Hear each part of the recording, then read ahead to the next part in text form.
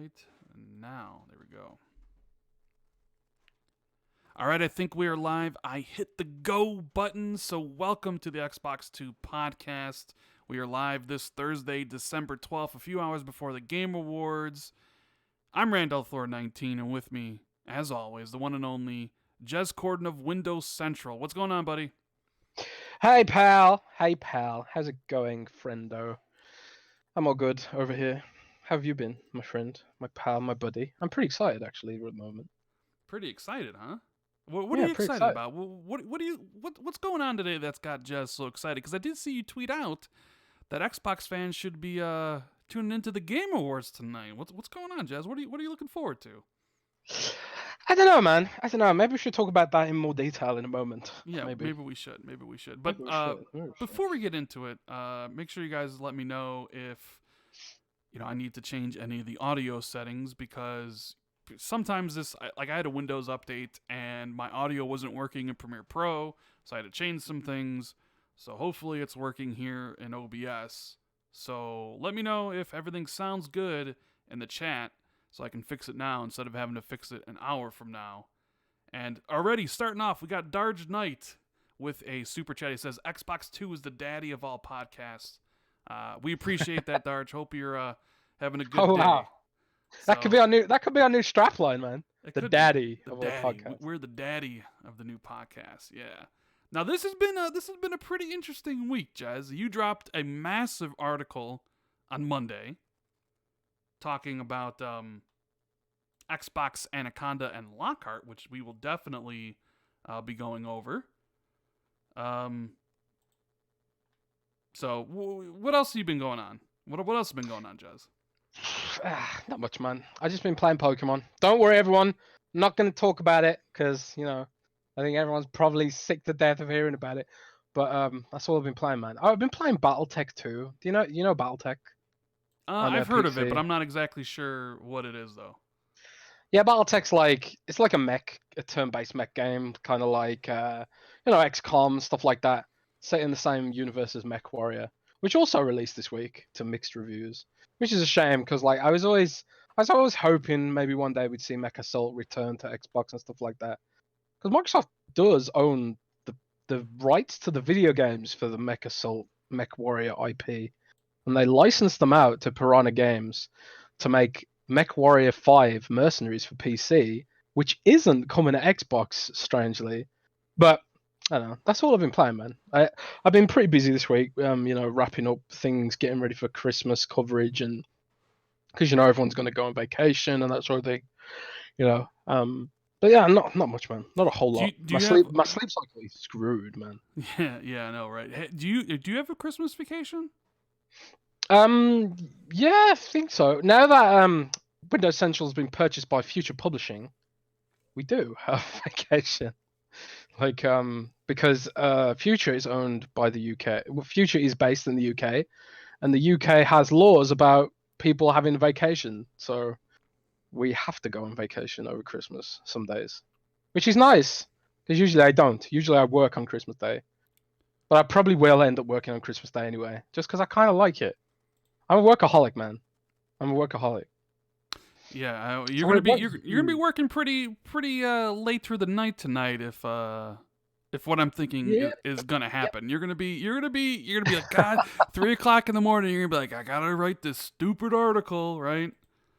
I don't know. I don't know if I'd say it's stupid. I think I might be pretty excited if what some of us are expecting happens. But them's the ropes. Sometimes you got to stay up late, but it's all good because today I got up at 5 p.m. So I'm pretty wide awake right now. My sleep pattern is screwed, man. Okay. But the Game Awards are in how many hours from now? 4 or 5 hours from now?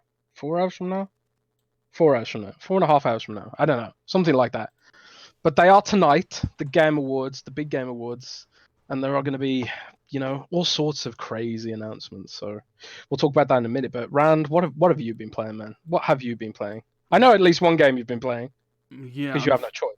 Because I have no choice. Yeah, so people are saying that I'm a little bit lower than you, so I'm kind of screwing around with that. But I think it should be fixed. I know last week, or when we last did the podcast, I talked in length about my experience with Pokemon, and I know a lot of people didn't care for that because they're like, "Ew, Pokemon," and I get it. Trust me, like, because that's how I feel when playing this game. I'm like, "Ew, Pokemon." So I'm not going to be talking about it. I'm just going to be saying it's incredibly boring. That I hate my life currently right now. Like, I do. Like, I play the game for maybe 20 minutes, and I just want to die. And honestly, it has taken away my love for video games. Well, Rand, maybe you just got bad taste in games, man. I don't get this, man. Like, you played like Barbie and stuff for achievement. Yes, that is true. Why do you always bring this up? Oh, you played this game. Played this game. You seem like not bothered about playing certain crappy games as long as they have achievements in them. If Pokemon had Xbox achievements, would you be more into it? No, definitely not. I'm just saying, I played it for, I don't know. I haven't played anything this week besides that, and I've only played that a couple times, and I cannot. And I get on Xbox and I look at the games I have, and I don't want to play anything. Pokemon has robbed me of my joy of video games. Well, the Game Awards, Rand, might reignite your joy for video games. I know you're loving it. You're loving it. The fact that like I basically get on. I'll play 20 minutes of Pokemon. I'll go to my Xbox dashboard. I'll look at the games and I watch TV. I watched all 3 seasons of The Expanse, which has a new season coming out on Amazon, which, by the way, I absolutely love. If you're a fan of Battlestar Galactica, you need to watch the show because it's freaking amazing. It's like Battlestar Galactica meets Game of Thrones. It's a sci-fi show. I love it. I absolutely adore it. I like binged the whole season, all 3 seasons in a week. Is that on Prime? Yeah, it's on Prime. Yeah. So I might check that out then because I love Battlestar Galactica. Yeah, at least the recent old one. Yeah, not the old one, but the newer one. The middle old one. So so that's it. That's all the Pokemon talk for today. Hopefully, people don't get bored. Because you don't know how many DMs I got, or there was messages. Why are they talking about Pokemon? What? This is so boring. It's like people. Well, do you not listen to the show? We always start out the show with the games we're playing. Like I happen to be playing Pokemon, and people paid good money to charity to help out kids for me to hear about my experience. It's just a little weird. I also bought Death Stranding on my PS4, but I haven't played it just yet because I'm still on my Switch, But I do want to get to it because I really like the look of the game. Yeah. Death Stranding, and it's probably gonna win big tonight at the Game Awards because it's nominated in a few categories. Yeah, we'll definitely have some predictions about what we expect to be at the show and what we think is gonna win Game of the Year. And I see already a lot of the Pokemon lovers in chat aren't having it. I'm being called Fraud Al Thor 19 from The Truth. A bunch of other people like, boo this, man. They don't like my take on Pokemon. It's just not for me, guys. It's okay. I'm not saying don't play the game and enjoy it. It's just not for me. I'm sorry. It does seem like a polarizing game. Like so like with core gamers seem to either love it or they just hate it. Or they're just like, I don't know. But that's okay. That's life, isn't it? You can't just something can't just be okay these days. You have to love it or hate it. Yeah. So we got a super chat from Sin Vendetta. Thank you. He says, Rand, the way you feel about playing Pokemon was the same way I felt about playing Monster Hunter World. Ooh. Oh my God! Ban that guy. And then we got one from Adam. He says, what do you guys think about Sony's Predator game also releasing same day on PC? Will I need PSN to play this on my PC or make a PSN account for PC? That's actually a topic we'll talk about a little bit later on, because it is interesting to think about Sony spreading their wings and flying, putting their games on PC, putting their games on other platforms, Jez, because that was a little bit of the bigger news this week, that a longtime PlayStation exclusive franchise is now coming to Xbox and Switch. That really kind of shook the industry and had a lot of PlayStation fanboys, well, in their feelings, so to speak, right? In their feelings. That's one way of putting it. Yeah, in their feelings. We'll definitely discuss that. So if you guys don't mind, as everybody kind of gets in here, make sure you hit the like button, subscribe to the channel if this is your first time here. Share this out, whether it's Twitter or Facebook, so more people can check out the show, because YouTube is always constantly changing. I don't know, did you see the new policies in place? You can't insult anyone. You can't insult anybody anymore. Or or make a thinly veiled threat. Yeah, so basically they destroyed iDubbbz's content cop. They took down his one with, and I watched that Leafy is Here one like 3 times. I love content cop. I love iDubbbz. Yeah, so YouTube is constantly changing, man. Algorithms, the stuff with the kids, now this stuff, and man, all this stuff just changing. So we appreciate all the help that we can get to, spread the word of the show to more people out here. Someone just called me a pony. Rand is such a pony. Oh, well, that guy's gonna get banned. I don't know. I don't consider my. I mean, I like some PlayStation games. I mean, Death Stranding's in my top 5, but it's not top 1. So I mean, top 1. Yeah, not my favorite game of the year. So Top 1. So let's get into it. Let's me and you kind of mentioned this earlier. I mean, we got a whole bunch to talk about, right? Jez's article going over the spec leak from Anaconda and Lockhart, MLB show going multi-platform, what it means for Sony, Final Fantasy VII Remake coming to Xbox One, Cyberpunk, is it really coming? Day 1 on Game Pass, Forza Horizon 4 with a freaking Battle Royale mode? What is going on? New Bioshock, all this stuff. But I kind of wanted to start off with Sony's State of Play, not necessarily to talk about Sony's State of Play, but talk about a game that was revealed there. Because both me and Jez love it, and that's Resident Evil 3.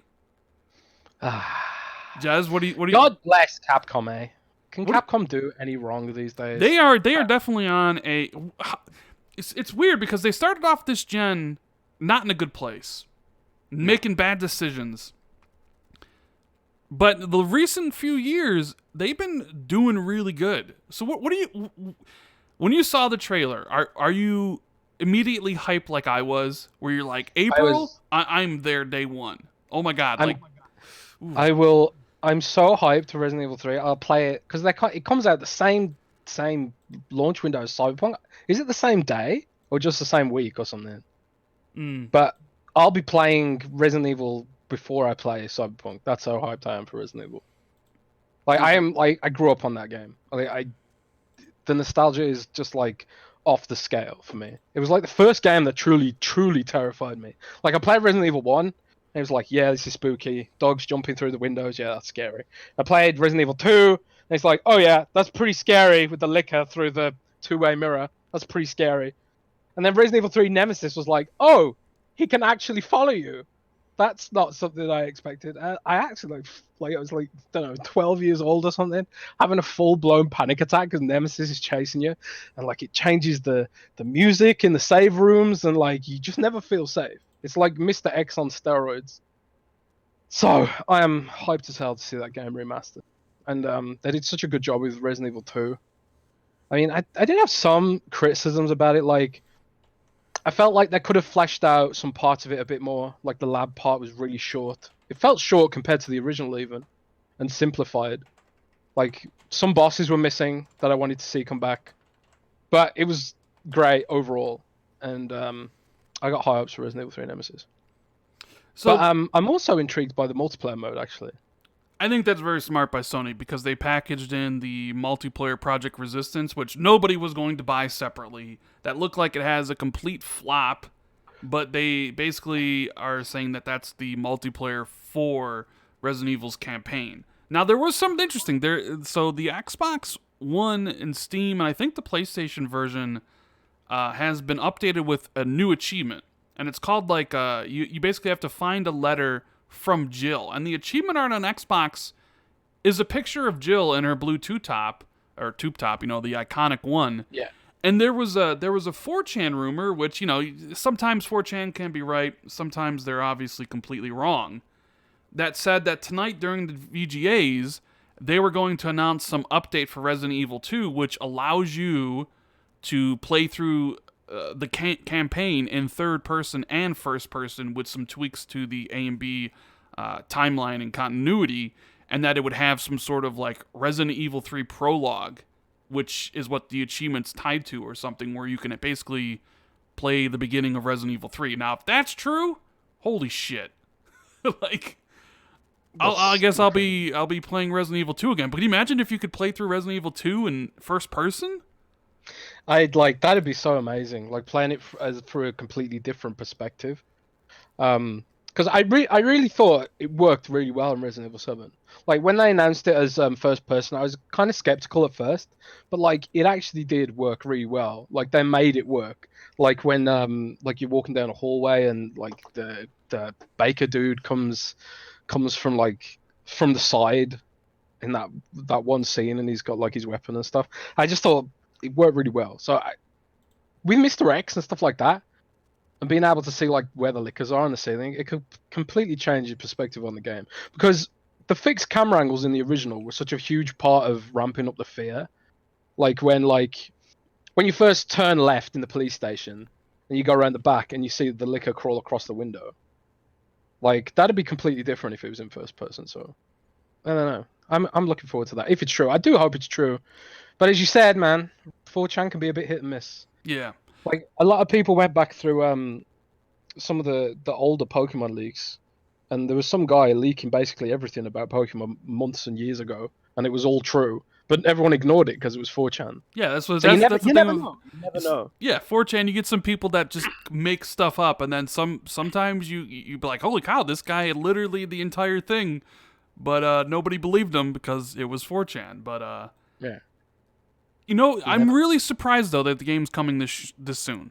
I mean, we got Resident Evil 2, January of last year. Here's Resident Evil 3 coming in April, which is much sooner than I expected. They must have had both of these games in development at the same time at some point. Well, if you remember, like the original Resident Evil 3, a lot of it does take place in the police station, and they have that modeled already. So, like, they're reusing a lot of those areas, presumably. Like, even in the trailer, the police station was there. I was kind of hoping that they'd maybe push it a bit further than just what people are expecting. Because, like, I can remember Resident Evil 3 like it's the back of my hand. Like I played it that many times. It's like you go to the police station and you explore a bit more about around the outside of the police station. Like there's that whole part with the restaurant, and then you go around the back of the police station. There's a clock tower, and actually I don't want to go into too much detail because it's spoilers for some people, I guess. But there are a lot of locations that aren't the police station. Is basically what I'm saying. But that police station part is like basically modeled, and a lot of those other streets are modeled, and they can reuse a lot of the assets like broken cars and things like that, and also the zombies, they're all modeled already.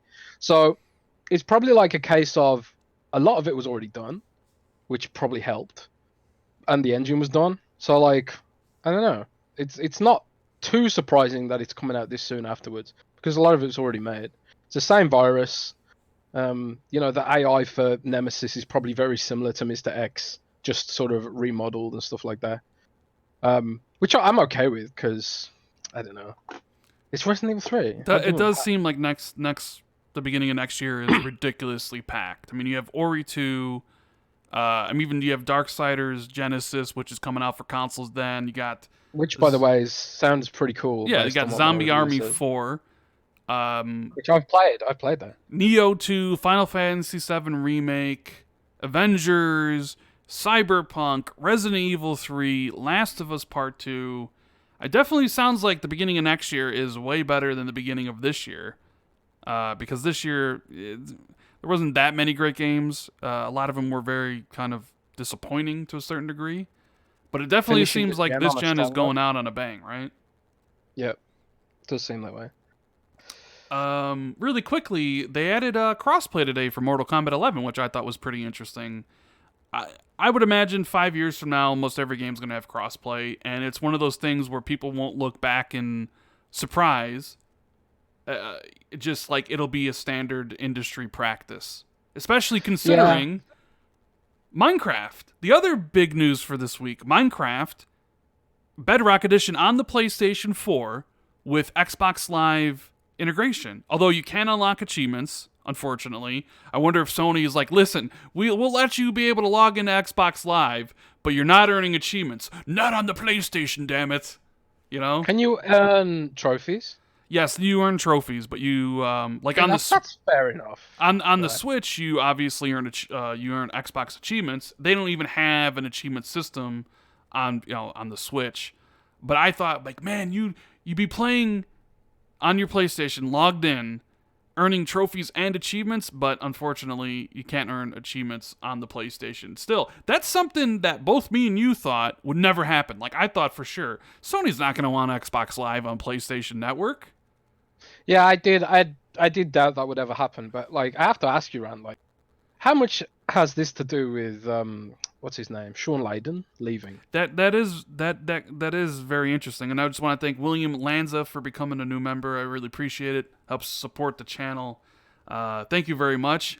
I think his, what do you want to call it? Firing, his retiring, his leaving, his. That was really strange the way that was. It still hasn't been clarified by anybody. He hasn't talked about it publicly. Nobody at Sony has. It just was, he's gone. And suddenly there are a bunch of changes taking place at PlayStation. And I also wonder that too. Like, what if Sean Layden just had a different vision of what PlayStation was going to be, and Jim Ryan had something else in mind, and he won the power struggle, and Sean Layden's like, screw it, I'm out later. You know, like, and with man, it's to think that Xbox Live is on PlayStation is remarkable. Like, absolutely remarkable. Because it's something I never thought would happen. And this kind of opens up the doors for potential other things. Like, is it possible at some point in the future xCloud makes its way to PlayStation? Because Sony, obviously, they're okay with Xbox Live. Granted, it's probably not like baked into PlayStation Network. It's it's reaching to like a outside servers or whatever. But it is, the video game industry is changing, folks. Think about what it was like at the beginning of this gen and what's going on now. You know, I think if I could totally see like xCloud hitting PlayStation just for Microsoft exclusives. Sony wouldn't want like all the other third-party games on there because it'd stop sales through their own platform. But if Microsoft says, yeah, we'll let you stream them to the PlayStation, I don't see why not. Because xCloud's going to be hitting TVs. It's going to be hitting like every smart device you can imagine. And you still think xCloud's going to be coming to Switch at some point, right? I mean, I don't see why not. The only thing holding that back is like Switch doesn't really have an app developer platform. So like, it could just be a case of Switch can't support it for whatever reason. I don't know if Switch even has a video encoder. Like I'd have to really look into that, because the way I always thought it was like, from a philosophical point of view, there's no reason Microsoft wouldn't do it, but there might be a technical point of view that stops it from happening, because like you can't even get YouTube on Switch, you know. So until like Nintendo fixes that aspect of it, maybe not, but philosophically I don't see why not. It's just crazy. Mortal Kombat crossplay just between PlayStation and Xbox. It's in beta. You know who really needs crossplay? It's Mortal Kombat for Stadia. That's who needs crossplay. Oh, Stadia. Oh, bless good them. Old Google Stadia. Bless them. Did you see the thing? So speaking of Darksiders Genesis, it launched on PC first, and it also launched on Stadia. But the Stadia version was $10 more expensive than the PC version. Because usually Xbox, PlayStation, Switch games are more expensive than their PC counterparts, and has been for quite some time. But people were expecting Stadia to be more in line with the pricing of PC games, which is normally $50, but not so much so with this game, and it's more expensive. And people are like, "What is going on with Stadia?" So Stadia has the console tax, but wait a minute, it's not a console. So why am I paying a premium for this stuff here? And man, nobody. It's because Google's insane. They are insane. They are very much insane. Let's let's not. Please, YouTube, don't ban me for insulting Google, but let's not beat around the bush. Google is insane, and that's why they think they can get away with this. So that's my take on it. But we talked about before how Google's trying to market Stadia at people who don't own anything, like they just have a mobile phone. So maybe they'll find some people to dupe into buying it on Stadia. I don't know. I think they're crazy, personally. I don't want Google anywhere near gaming. I mean, just to put it out there, that's my bias against Google. But I'm just unimpressed with the whole business model right now. At least, like, if you buy it on Xbox or PlayStation, you get the local version. You don't have to blow up your whole internet to get it. So, I don't know. I don't know, Rand, but I do hear that the game's very good, though. So, I am looking forward to Darksiders Genesis launch on consoles, like real consoles, a bit later on. Yeah. You gonna give it a go? I'll get Darksiders Genesis, yeah. I'll play it. I mean, it's coming out right around the time Ori 2 comes out, but I do like Darksiders. I haven't played the new Darksiders, actually. Was that any good? Did you play that? I played a little bit of it. I didn't care for it that much, but they updated the game quite a bit, so I was thinking about going back to it and playing it before this one. But the other little bit of news is the new Bioshock, Jez. New Bioshock. Hi. Now, I'm gonna say something controversial now. Oh, don't you even think about it. Don't you even think about it. I'm going. Okay. I didn't care that much for Bioshock Infinite. I didn't like it that much. Jez, you're breaking my heart right now. I didn't like it that much, man. I didn't like it that much. Like, I like the story beats and some of the plot twists and the characters are good, but the setting was awful. The setting was just, I just hated the setting. Like, to me, Bioshock is like dampness, water, underwater. I think for me, it struggled to get away from that. I really didn't like. I just hated the setting, man. I don't know. I just really hated the setting for some reason, and I couldn't get past that. So it's a really arbitrary reason, probably. But like, I don't remember Infinite as fondly as I do Bioshock 1 or even 2. So I kind of hope that yeah. I love Bioshock, Jez. Love it. It's my favorite. Like, if I'm looking at games from last gen and I'm saying what's the pinnacle of a video game or the one that gave you the best time, the best experience, it's none other than Bioshock 1. Well, I'm going to say something else controversial now, right? Oh my god, here we go. I actually prefer. I mean, at the time this was controversial. I don't know if it is now, but I preferred Bioshock to Half-Life 2. Like, people, like they didn't come out like exactly the same time, but they came out in a sort of similar sort of time frame ish. And I always said that, I used to argue with friends at school. Like, I was saying, I think Bioshock's better than Half-Life, and people were like, "What are you talking about, man?" But again, it was the setting. Like, I preferred Bioshock setting. I don't know what it is, man. Maybe I was a squid in a past life or something. But the really shocking thing to me was that we didn't get a Bioshock game this entire generation. 9 years, or no, not 9 years, 7 years will have gone by, and not a new Bioshock. They even did the collection. Right, we got the collection, which is great. 1080p, 60 frames. Probably going to be updated potentially on Scarlett and PS5 for like 4K 60, what have you. And we didn't get a new one. And if you read the Jason Schreier article that came out when they announced this new Bioshock game, they've been trying to make new Bioshock games for quite some time. It's just that it hasn't been working. A lot of failed experiments. But here's the problem, though, with this, is that Ken Levine is largely responsible for the writing and how Bioshock is. He wrote Bioshock 1 and he wrote Bioshock Infinite. He's not involved with the new Bioshock game, as far as I know. He's working on his own game. So I do have to wonder if this new Bioshock game is going to be any good. Because, I mean, you're talking about two of the best games from last gen, in my opinion. Like Bioshock 1, Bioshock Infinite. And it has a lot to live up to. It has a history. And I'm not necessarily sure that it's going to be able to live up to that hype.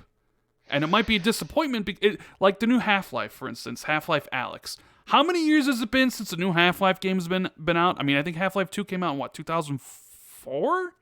right? Something God, like that right long around ago. there. People have demanded and wanted in Half-Life 3, and finally next year, 16 years later, we're getting a new Half-Life game by freaking Valve, who hasn't made a video game in God knows how long. But the problem is, has a new Half-Life game, just like a new Bioshock game, have you built it up in your mind for how you think it should be, that there's no way whatever they make could ever match what you've imagined for Well, yourself? in the case of Half-Life, it's probably smart that it's a VR game because that immediately slams your expectations into check, right? Yeah. But Bioshock doesn't have that sort of benefit. I think like they can get away with it though because it has been so long, and I think like they can probably look at some of the other recent games that have sort of come out of hibernation and done pretty well by stripping it back down to its sort of core essence, like Doom, for example. Like the Doom reboot has been pretty damn successful, and there's a formula there to be sort of followed. Is that you find out what was really core about it, and then you sort of take it back to those sort of roots to remind people what made it great in the first place. I'm not saying they necessarily have to go back to Rapture, because obviously that's been done to death. Even though, like I say, like I didn't like the setting of Halo Infinite, I at least appreciate that they couldn't keep going back to Rapture, given what happens in the story and all that sort of stuff. But I think like the sort of dark setting with sort of political undertones with mutants and stalking in the you know there was this sort of like there was this pressure of Bioshock 1 and 2 that just wasn't there in Infinite. Like I always constantly felt claustrophobic, like the ceiling could collapse on you any second in Bioshock 1 and 2, but you never really felt that sort of sense of urgency with the open air Bioshock Infinite. So I don't Like know. you didn't feel like you were gonna fall off and descend into the clouds and die. I get what you're saying, because like you are an underwater city, water could I think that's come. why Prey. That's why Prey. That's why I really loved Prey actually, because Prey to me felt more Bioshock than Bioshock Infinite did to me, and I think it's because of the claustrophobia of the setting, like the sense that there's something hostile just outside the map. In the case of Prey, it was space. In the case of Bioshock 1 and 2, it's water. And I guess like you could have said that, yeah, maybe you could fall off the airships in Bioshock Infinite and stuff like that, but I don't know, it just didn't feel the same. I don't know, but I think they could nail it, man. I want to stay optimistic, is what I'm saying, in a roundabout sort of way. Yeah, fair enough. Fair enough. Keep the faith, pal. So let's talk about the Game Awards. I mean, there's too many categories to predict, so we're just gonna try to predict the game that's going to win Game of the Year, and also, what we think Microsoft's gonna show, because they've already come out there and said, "Hey, Ori 2 is gonna be there," as well as Gears Tactics. Which, you know what? Hell yeah. I'm down for a new look at Gears Tactics. It's been a while. We haven't really seen or heard anything from that game since E3 2018, and we haven't really seen much of it because it was only like 5 seconds of gameplay. So it's going to be very interesting to see what that game has evolved into, what it looks like now. Do you expect some sort of release date for it? Are we looking at a 2020 release for Gears Tactics on PC? Was it delayed to maybe add also console release at the same time? Do you expect it this year? Do you expect it next year? Like 2021? What are your thoughts on that, Jez? Sorry, on what again? Gears Tactics. Someone poked me on Slack. Oh, Um, Gears Tactics. yeah, I'm still technically at work, by the way. Gears Tactics. I want to hope that it's coming out next year, maybe for the summer or something. I don't know if they'll announce the launch date at the show. I do think that we'll at least get a gameplay trailer or some sort of deeper look at it. Although I'm not expecting like a deep dive or anything like that. They do like developer interviews there, right? At the Game Awards. There is a precedent for that. But I don't know if they dedicate that kind of time to a tactics game because they aren't exactly the most popular genre in the world. That is so true. I think we'll get a good look at it. I'd like to think that they'll offer a launch window maybe at the end of the trailer, like coming summer 2020 or something like that. I think summer is a good launch range for that game. You know. Yeah, I don't know. I don't know if it's coming 2020. I hope they delayed that game to if it needed it. And honestly, I hope they delayed it mainly because that game needs to come out for PC and console at the same time. And I tell you what else it needs to come out for day one. It needs to come out for xCloud as like a sort of launch game for xCloud.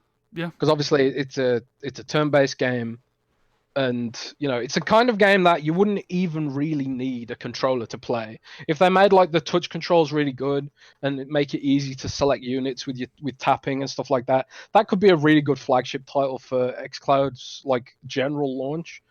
So hopefully that too. But I do think like I don't know why they're doing this staggered PC console release. There's absolutely no real reason why they can't release it simultaneously on both. So and that brings us to Ori 2, which new trailer. They didn't show anything at XO19. The game's coming out in 2 months, right? 2 months, yeah. I'm expecting a new gameplay demo. It doesn't really matter. I don't really need to see anything more of Ori 2 because the game's going to be absolutely crazy. It's going to be amazing. It's going to be one of the best games next year. So whatever they show, I'm down for it. Now, there is, what is it? There's been rumors of another game that Microsoft might show. I don't really know. I mean, is it possible they show off Ninja Theory's game? Maybe. But I do think something is... I do think Microsoft's going to have a big announcement tonight. And yeah. I'm just going to put it out there. I think they're going to be... I think Phil's going to be on... Like, so we know Phil Spencer is going to be on stage. And you know what? Someone else just... became a channel member, but because of the highlighting, I cannot see who it is. I think it's Gunster, but I can't tell. But if it's you, buddy, thank you so much. It is. It's Gunstar75. I appreciate you becoming a new member and supporting the channel a lot. But me and you talked about this last night because I hit you up and I said to you, I was like, Jez, is it just me or did Microsoft just recently change their social media profile on YouTube and Twitter, right? That was very strange. It was, and it was very recent. And now, if you go to their YouTube channel, if you go to Xbox's Twitter page, suddenly it's a picture of the 4 consoles Microsoft has released: the Xbox, the original Xbox, the 360. The Xbox One, and the Xbox One X. And I sat there and thought to myself, that's weird, okay? That's weird because this is a very recent change. And then I thought to myself, well, man, Phil Spencer is going to be on stage tomorrow. And then you even have the Game Awards saying you don't want to miss the beginning. And I was thinking to myself, is it possible there's a Scarlett reveal tomorrow at the Game Awards? Because that kind of makes sense. So I bounced that idea off of other people, and other people were like, hey, that does kind of make sense. I saw Jason Ronald, who is an Xbox, I think he's an Xbox Scarlett engineer. He's the guy with the long beard in those the Scarlett video from E3. His beard's amazing. Yeah, he's going to be at the Game Awards, and even in his tweet, it says, recommend people tune in early. So I'm sitting here thinking, man, what if Microsoft comes to the show, Phil gets up on stage, runs a teaser for Scarlett, and it ends with the name of the console, and it ends with not only that, but tune in or join us in January or February for the full reveal. Because we know there's a media event for both PlayStation 5 and Xbox Scarlett next year where they reveal both consoles. And I'm thinking tonight, maybe Xbox just makes an announcement for an announcement and gets the hype train really rolling. So that's my kind of prediction for the show, is I think Phil's going to be up there and they're going to briefly tease Scarlett with a date for the full reveal. I'm putting myself out here, Jez. And this isn't something this isn't like any inside information. I don't know. Nobody's told me this. This is literally a theory I came up with last night. I mean, please tell me I'm crazy, Jazz. Give me some feedback on this. Well, I've heard that, yes, there will be announcements except for Ori and Gears Tactics. Stuff there are things coming that we don't know. Basically, big things coming, things worth staying awake for. So could it be Scarlett? I think they're not going to go into a deep dive. No. I think that's something they do with Digital Foundry, an independent analyst who's proven track record for showcasing electronics and stuff like that. I think that's what you do with Digital Foundry. I think they could announce an announcement, maybe do a retrospective of all the consoles, given that they've changed their Twitter banner and the YouTube banner to showcase all the other consoles. I mean, this last however many years of Xbox, from the OG Xbox all the way through to the X, and they'd be like, no, we announce our pinnacle console, show off what it looks like, and maybe give us the name. I think that is definitely something that could happen tomorrow.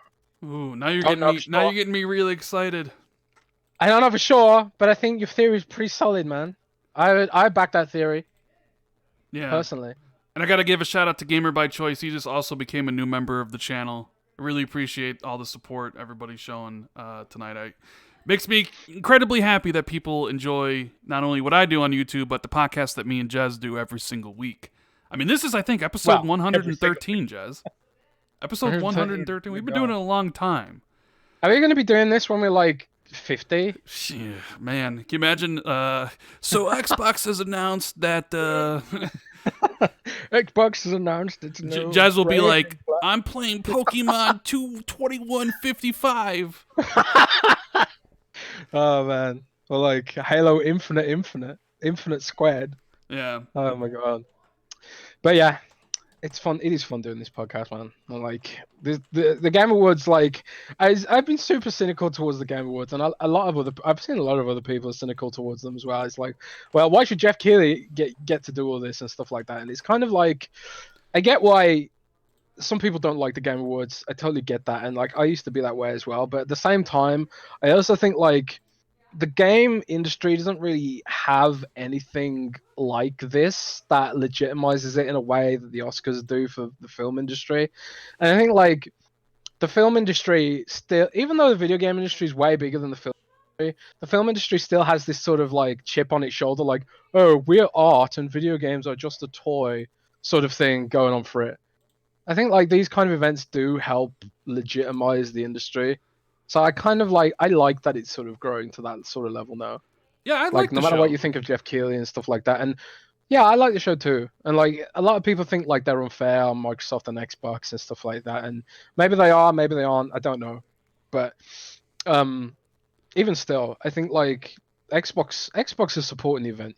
They're bringing their announcements to the event. They're showing it off on Mixer, and they're advertising. I think they're advertising on the dashboard too, even. So it's just because the game industry is crying out for this kind of Oscars level event. Yeah. And I think it's growing to that level now.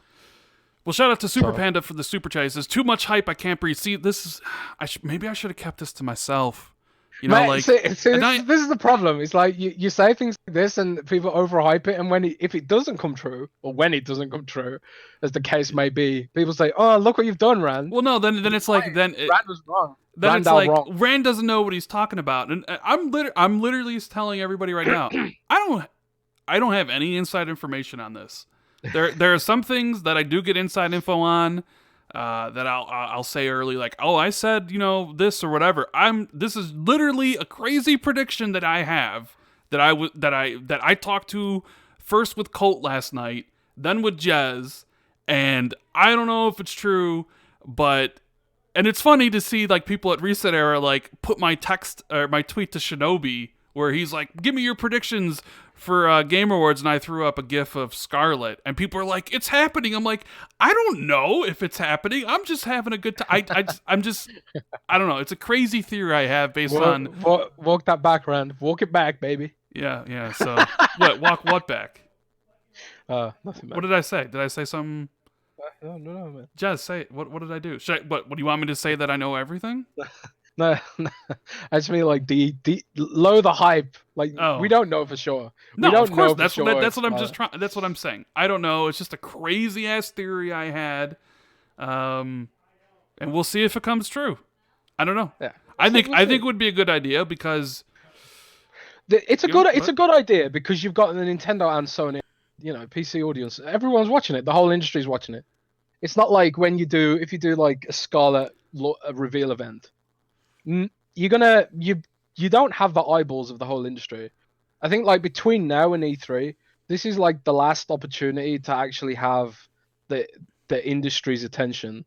So if I was going to show it off now and build a pipe for developers for GDC, I would do it now. I mean, yeah, that's what I'm saying. I would do it. I would think this is a good time to do it, personally, especially if they want to try and legitimize the Game Awards as a sort of Oscars level thing. I would do it now. Do it now. But the other bit of prediction, Jez, that we talked a little bit about, and now there's an audio clip, and there's rumors from Nintendo people that there's some Halo coming to Switch. There's like, oh my God, is Master Chief coming to Switch? Then some audio file leaked of Cortana telling Master Chief that he's been invited to Smash Brothers. So do you think that's a possibility? Are we going to see Master Chief be announced as the next DLC character for Smash? Because it sounds like that could be a thing. That audio. I've heard that audio, and it sounds pretty legit. Have you heard it? I've heard it. It sounds just like her. It sounds legit. But... It sounds like a real actress is doing that voiceover. Like if someone's faked that, they've done an amazingly good job. But you can never tell these days. You can never tell. And it's kind of like, again, if it was me, I would do it if I was Microsoft, and like if Nintendo were receptive to it, because you've got like this massive Halo's had this massive springboard with Halo Reach, been wildly successful on Steam, topped Twitch, and like it's sort of winning all this praise, and people are getting the nostalgia on playing it, and it's become like a big game on Steam again. Well, I say again, it's become a big game on Steam, which is, great for the brand and stuff like that. If I was going to keep that brand hype train going, getting Master Chief into Smash Bros would help it along, keep the momentum up. But it depends on whether Nintendo want to do it at the end of the day. I think Microsoft would do it, totally. I mean, it's free advertising for Halo at the end of the day. But it's whether Nintendo really want to advertise Master Chief, I guess. And I mean, I don't, because that would also be like, the guy who said Halo's coming to Switch didn't really specify a game. So it potentially could just be Master Chief in Switch, in Smash Brothers. And, what did they just announce? That Halo Reach had 3 million players from Steam and Xbox. It's like you're finally building up Halo as this juggernaut again, with Infinite launching on the horizon a year from now. I mean, why not put him in Smash Brothers? That would be pretty cool. It just makes sense. But then again, like you said, the audio files out there, I'm sure it's been tweeted. I saw a thread about it after I heard it on Reset Era. I think Idle Sloth might have tweeted it. So if you want to hear it, you can go. It sounds just like, who's the actress who does Cortana? It sounds just like her. It's a little bit low. So it's like, did somebody... That's why when I heard it, I'm like, yeah, this could be legit. This really could. Because it sounds just like someone's. It sounds like someone, like I can just imagine someone sniping it off their phone during a Game Awards rehearsal or something. I want to believe, man. Even though I barely play Smash Brothers because Nintendo's online service is utter garbage, and I have no friends in real life, so I can't really play it, and it's no fun playing against the PC, against the CPU. So I don't know. I would like to see it anyway, because I think Smash Bros. Fans would be happy, and I think Halo fans would be pretty happy. At least Halo fans with friends to play locally in Smash Bros. With. Yeah. Brad, I'm going to come to your house and we're going to play Smash Bros. Oh, you can come to my house. I asked Jez to help me out in Pokemon and send me some high-level Pokemon so I could, easily get through the game. He won't do it. He won't give me, like, a level 99 Pokemon. You're not going to cheat your way through this, man. You do it the legitimate way. But anyways, let's predict. Let's just throw out our predictions for Game of the Year. That's the one category most people seem to care about. You have Smash Brothers, you have Sekiro, you have Resident Evil 2 remake, you have Death Stranding, and you have Control. I believe those are the nominees. If I'm not wrong, right? Like those are them. Now, out of those, Right. the one I want to win is Sekiro. I think Sekiro is the best game released this year. Spoiler alert, it's also my game of the year. I love that game. I think that game's great. Now, the thing is, who do I think is going to win is a little bit different. And I honestly think it comes down to 2 games. Oh, The Outer Worlds. I forgot The Outer Worlds is also nominated, right? So, Jez, you give me your prediction on who you think is going to win, and I'll tell you who I think is going to win. I think Death Stranding wins. Easy. You think Death Stranding wins easy? Okay. I mean, I wouldn't be upset if Death Stranding won. Like I said, it's in my top 5. I enjoyed the game quite a bit. I finished the game. So if they didn't announce Death Stranding as the winner, I wouldn't have any issues. It's like last year. Like, my game of the year last year was Red Dead Redemption 2, but my second game was God of War. So when God of War won, I was like, all right, I love God of War 2, so no big deal to me. Okay. So I can see why a lot of people would say Death Stranding, and I think it really there's only 2 choices, and the other choice is Control. So I still haven't played Control. I'm gonna say it's Control because I've seen a lot of love from this game from a lot of people who vote in Game Awards. Like IGN just named it their game of the year. Polygon just gave it their number 2. I think there's a chance Control steals it because I've never seen this much outpouring of love for Remedy. Like, at all, even when they were with Microsoft and making Alan Wake and Quantum Break. The game didn't sell that well. No, it didn't even review that well, did it? It didn't sell that well. I mean, it reviewed okay. I mean, I think it's in the low 80s, maybe mid 80s or whatever, but I liked the game. I just didn't love it. So you're going to go with Death Stranding. I think Control is going to upset it. I think Control gets the win. But if it's not Control, it's definitely Death Stranding. Those are the only 2 that actually... I think, like...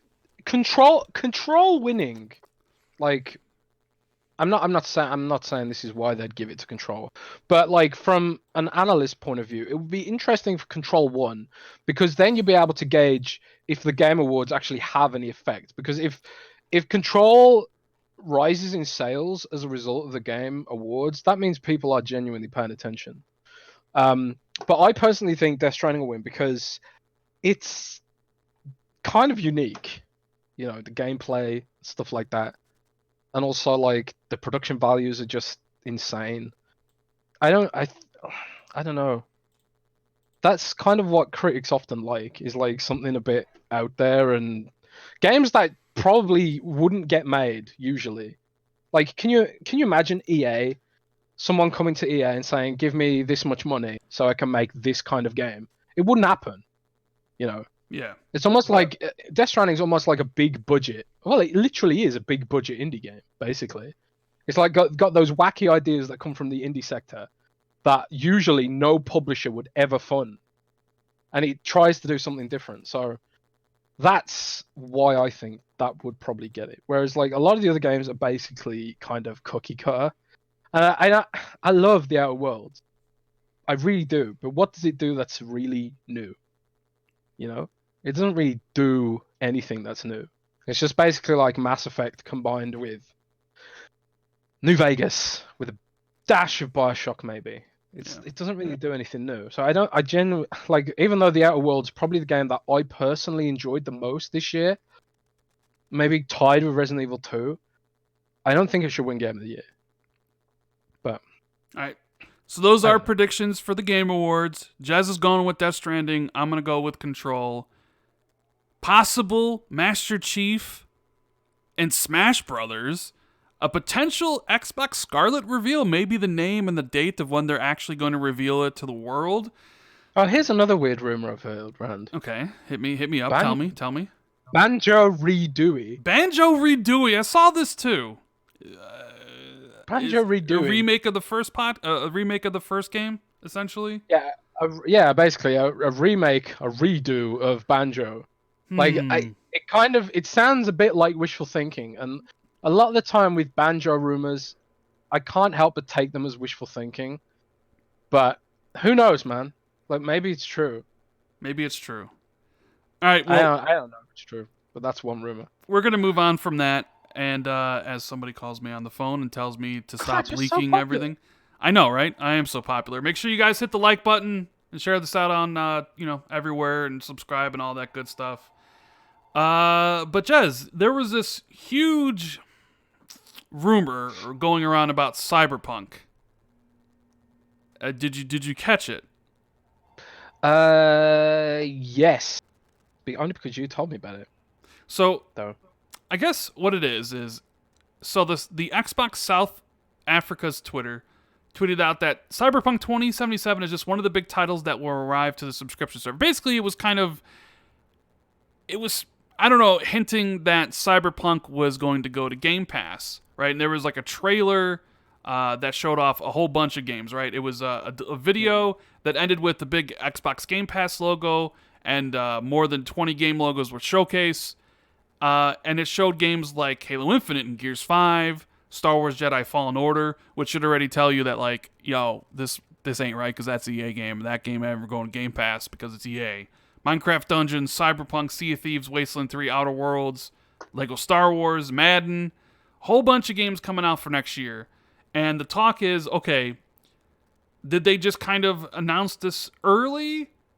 Is Cyberpunk a game that could potentially launch in Game Pass? Which I think Cyberpunk will come to Game Pass, but I think it's like quite some time later, right? I know, but like the big thing is if it launched day one. And we were talking about it before the show, and you think it's viable, right? You think there might be some potential for it. What were some of your reasons for that? Sorry, can you say that again? Cyberpunk 2077, day one, Game Pass. Oh, yeah. What we talked about earlier before we started the show. Sorry, man. It's just like, we use Slack to organize our work stuff, and everyone's like flurrying there saying, "Oh my god, what do I need to prep for the Game Awards?" Blah blah blah, messaging me and stuff, and I'm just like, "Yeah, do this. It's all in hand, you know." So it's sort of just working at the same time. But Cyberpunk in Game Pass now, a lot of people would think like, who wins here? And like for me, everyone kind of wins here. So like, if the money's right, basically what Cyberpunk does. What Game Pass does for Cyberpunk is give it a load of free marketing and a lump sum of cash, which Microsoft will pay out to, the developers, CD Projekt Red. And Microsoft has reams of data which suggest that Game Pass doesn't hinder sales, but it actually helps sales. Like they recently said that like a load of fanboys were saying like Gears 5 wouldn't sell because it's on Game Pass, blah blah blah, and all that sort of stuff. Alas, Gears 5 was sold better than Gears 4 at retail. And one, you could argue, or at least Microsoft might argue, that it's because the virality effect that comes with Game Pass. Now, a lot of the influencers who stream games, they're in the know. They're influencers, and they're in the know, and they know all about these sorts of services and systems. And like for them, like they can just get the game in Game Pass and then stream it.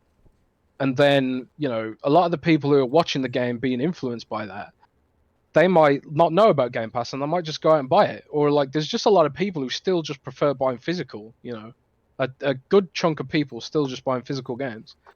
So I think personally, it could potentially happen if Microsoft is willing to, foot the bill basically. And also it's free marketing for Cyberpunk. It's free marketing for Xbox Game Pass. It's free money for CD Projekt Red.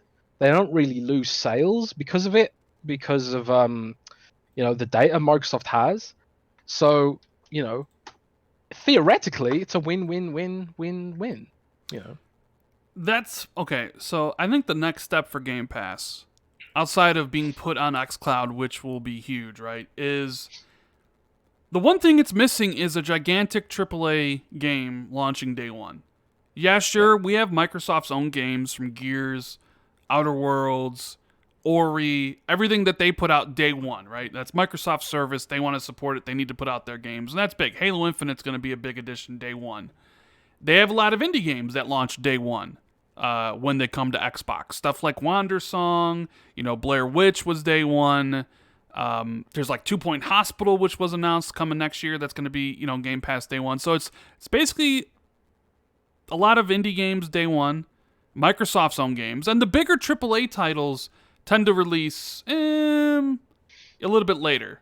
And I got to give a shout out to Adam for the super chat. He says, if it goes to Game Pass, if they become the new first party. It goes to Game Pass if they become the new first party. I don't think so, but I think the next step is to get one of these games and see how it performs. Now, the question is, a lot of third-party developers, especially if you have a big game, they might be fearful that it would affect their sales in a negative way. But I truly think like that is the next barrier that need to break down. They need to go to a huge, get one of these big, huge games like Cyberpunk, and offer whatever it takes to get that game on the service, just to see the data behind it and to see if it's worth it to pursue this for other games. Because you look at it like Cyberpunk's one of the biggest games coming out next year. Perhaps the biggest game to come out next year. Probably is the biggest game, let's be honest. Like, it's multi-platform, it's coming to PC, it's coming to Xbox, coming to PlayStation. It's probably the biggest game coming out next year, unless, of course, there's a Grand Theft Auto 6 coming out at the end of the year that we don't know about, right? It's right there. It's new IP. Like, if Xbox were to somehow get that game day one, imagine what it could do for the service. It could maybe essentially bring the service to more people. Like, there's a whole bunch of data points they could essentially learn from, but it's not something that you can really know until you try. So, why I personally don't think it's going to happen day one. I do think it'll happen eventually down the road. It is something that needs to happen just to see if it's something that Microsoft should pursue. Like, when you look at like something like Borderlands 3, it's like, if you would add that to Game Pass day one, who knows how much the service blows up? Because Borderlands is a game that has a lot of fans. And I think Microsoft needs to just invest in whatever it costs. You know it would cost a lot of money. You know it would cost a ton of money, but they need to see if that actually works. And if it doesn't, if the cost is more than the return, then hey, go back to what you were doing. Add those games, 6 months later. Keep, the focus on high quality indies and your own titles, and now you know. But that's just my thoughts on it. Like, I think it'll come at some point. A lot of Xbox marketed games usually do make the jump to Game Pass at some point. So, what else? So, we got the Cyberpunk stuff. Let's talk about, before we get into the Xbox Anaconda and Lockhart, which you broke, because that's a big story. Let's talk about MLB The Show, shall we? Yep. Because you wanted to make fun of baseball. Go ahead, make fun of baseball. Before we even tell people about what's happening, just make fun of baseball. What is baseball exactly? What is baseball? Now, I know what baseball is because of the movie Basketball. Did you ever watch that? I did. I have seen Basketball, yeah. Great movie. That is a great movie. And also, I played a baseball game on the Super Nintendo called Super Baseball 3000 or something like that, with robots. Did you ever play that? No, what? Probably not. With robots? What game? A baseball game on the Super Nintendo called Super Baseball 3000. I've seen that game. I don't know if I played it, but I've seen it. Yeah. It's got robots in. But yeah, I had no idea how popular this game was, because some people got really upset about it and other people were really happy about it. But, baseball is not really a thing in Europe. So tell me why this is a big deal, Rand, as an ignorant Brit. Well, it's not necessarily a big deal about baseball itself, right? It's a big deal of who makes it. Because there hasn't been a baseball game on Xbox since 2014 or 2015, when 2K basically abandoned the license. The big deal is that Sony and their studio, Sony San Diego, who has been making MLB The Show since like 1997, and essentially they've always made like the premier baseball game, right? That on Monday, it was like a bunch of stuff broke on Monday. It was pretty ridiculous. that they entered into a new arrangement with MLB, extending their contract, and that for the first time ever, they will be bringing MLB The Show to other consoles. So other consoles are a little bit vague. What could it potentially mean? Oh, it's PC, right? But then immediately, as soon as that was tweeted out, Phil retweeted it.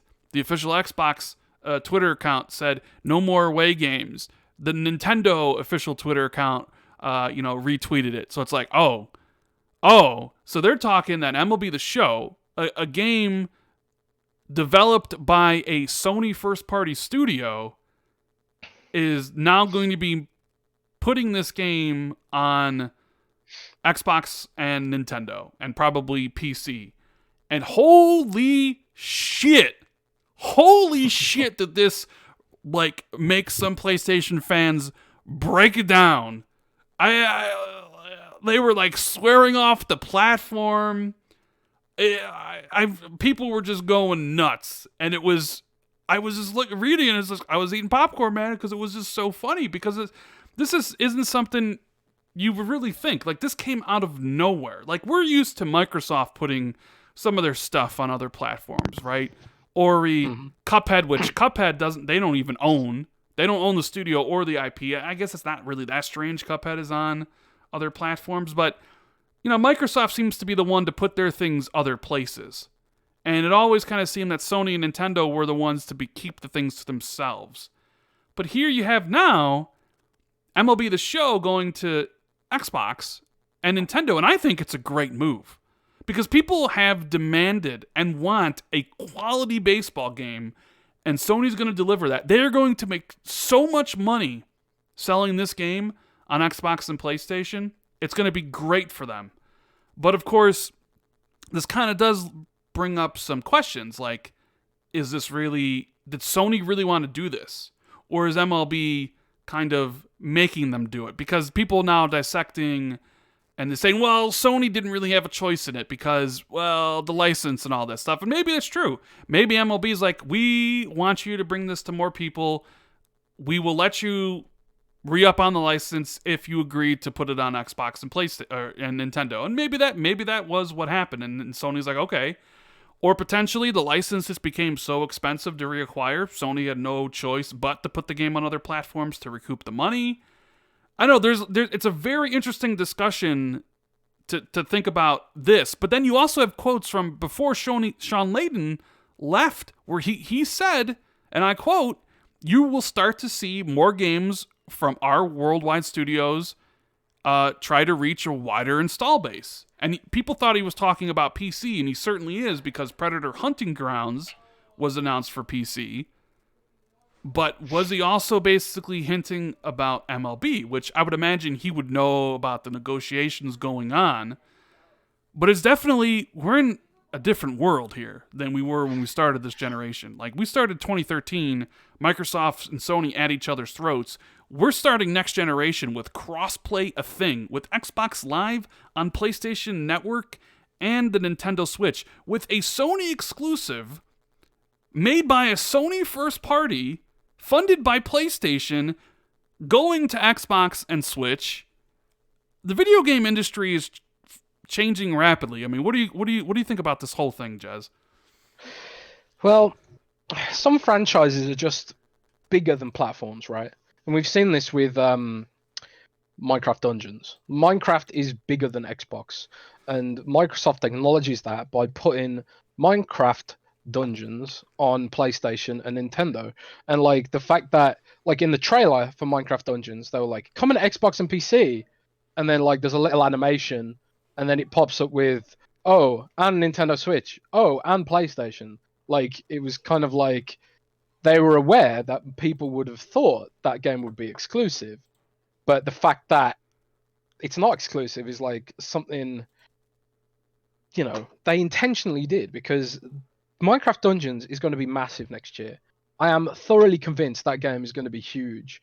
The Minecraft fans are passionate, and Diablo is a winning formula, and I've played the game and it feels great. It's just fun to play. Even if you're not a Minecraft fan, it's going to be fun to play. If you're a Diablo fan, you'll enjoy it because it feels like Diablo. If you're a Minecraft fan, you'll enjoy it because it feels like Minecraft. It's like the perfect mashup of two worlds. And to arbitrarily not bring that to PlayStation, particularly now that Xbox Live is on PlayStation in the form of Minecraft Bedrock Edition, you just arbitrarily leaving money on the table. Like look at the sales of Halo Reach on PC. They were just arbitrarily leaving that money on the table. Those people were never going to get a console. There comes a point where you just have to accept that people are locked into their platforms. Like I will never, ever, ever buy multiplats on PlayStation because I'm locked into the Xbox ecosystem digitally now. So it's all changed next year. Like I was talking to a colleague recently about how like there might I said they might announce Scarlett at the Game Awards. Like it makes sense. You've got all the eyeballs from the different platforms on the Game Awards and stuff like that. And then he was saying stuff like, well, what Scarlett exclusive games are there going to be day one? And I was like, well, probably none. You know, because why would you arbitrarily cut off the install base that's already there in the form of the Xbox One S and Xbox One X? And he was like, oh, well, the console's dead then because it has to launch with exclusives. I was like, it just doesn't work like that anymore. You know, that's like saying the new iPhone will fail because Apple didn't cut off iPhone 6 from the App Store. You know, the whole digital stuff just obscures this whole argument. So personally, I just think like there's still obviously going to be exclusives, but it is interesting the way that Sony's come around to it. Like, didn't they even say, Rand, recently? Didn't Sony even say recently something like, you know, our games won't come to PlayStation now because they're too valuable to not be a retail or something like that? Well, Jim Ryan said that, yeah, that their IP and all. Yeah, he said something like that their games are too valuable or whatever to launch. And people are like kind of throwing that back in his face, considering he's like, well, what about MLB The Show? I guess, you know. I mean, yeah. Here's the thing though, like I get why Microsoft. I don't think God of War. You're not going to see God of War on PC or on You're not going to see God of War on Xbox. I mean, no. Like a lot of people will be like, "Oh, well, this means that Sony's becoming multi-platform." No, it just means MLB The Show is basically Sony's Minecraft. Is that it's probably financially more incentive to put that everywhere and be the dominant baseball game. Then it's worth more for them than to have it everywhere than have it exclusive to their console. But no, I don't expect God of War or any Sony games from any of their other studios to ever come to Xbox or Switch. I don't think that's going to happen. However, there is still the PC to talk about. And we haven't mentioned this Horizon Zero Dawn PC rumor, right? Which I think is true, Jez. I shouldn't say it. I think it's true. I've been told it's true. I've been told it's happening. And it's not just Horizon Zero Dawn, it's a whole bunch of other games. So that's going to happen at some point. See, this is a little bit different. I basically told everybody I thought that that Microsoft was going to reveal Scarlett tonight, or the name and potentially the reveal date, and that's just my prediction with no inside information.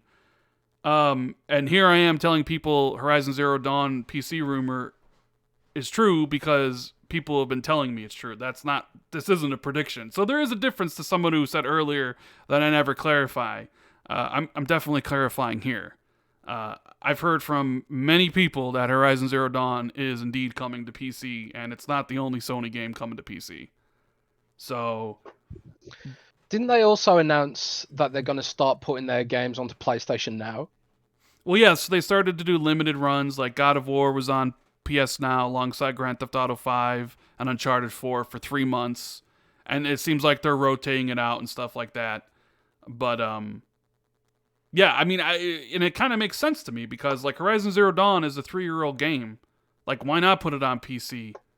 Like you have the sequel coming, and I think because people think like, oh well, and look, I'm not saying Horizon Zero, like the PlayStation 5 games are going to be on PC because as far as I know, that ain't happening. It's just like They're going to put some of their older games on PC and make more money, and that's it. Maybe, like, but yeah, that's something I heard, and it definitely seems like Sony's interested in that because they announced Predator Hunting Grounds for PC, which is interesting because a lot, and there's a topic here to discuss because it's one that we talk about with Xbox, is that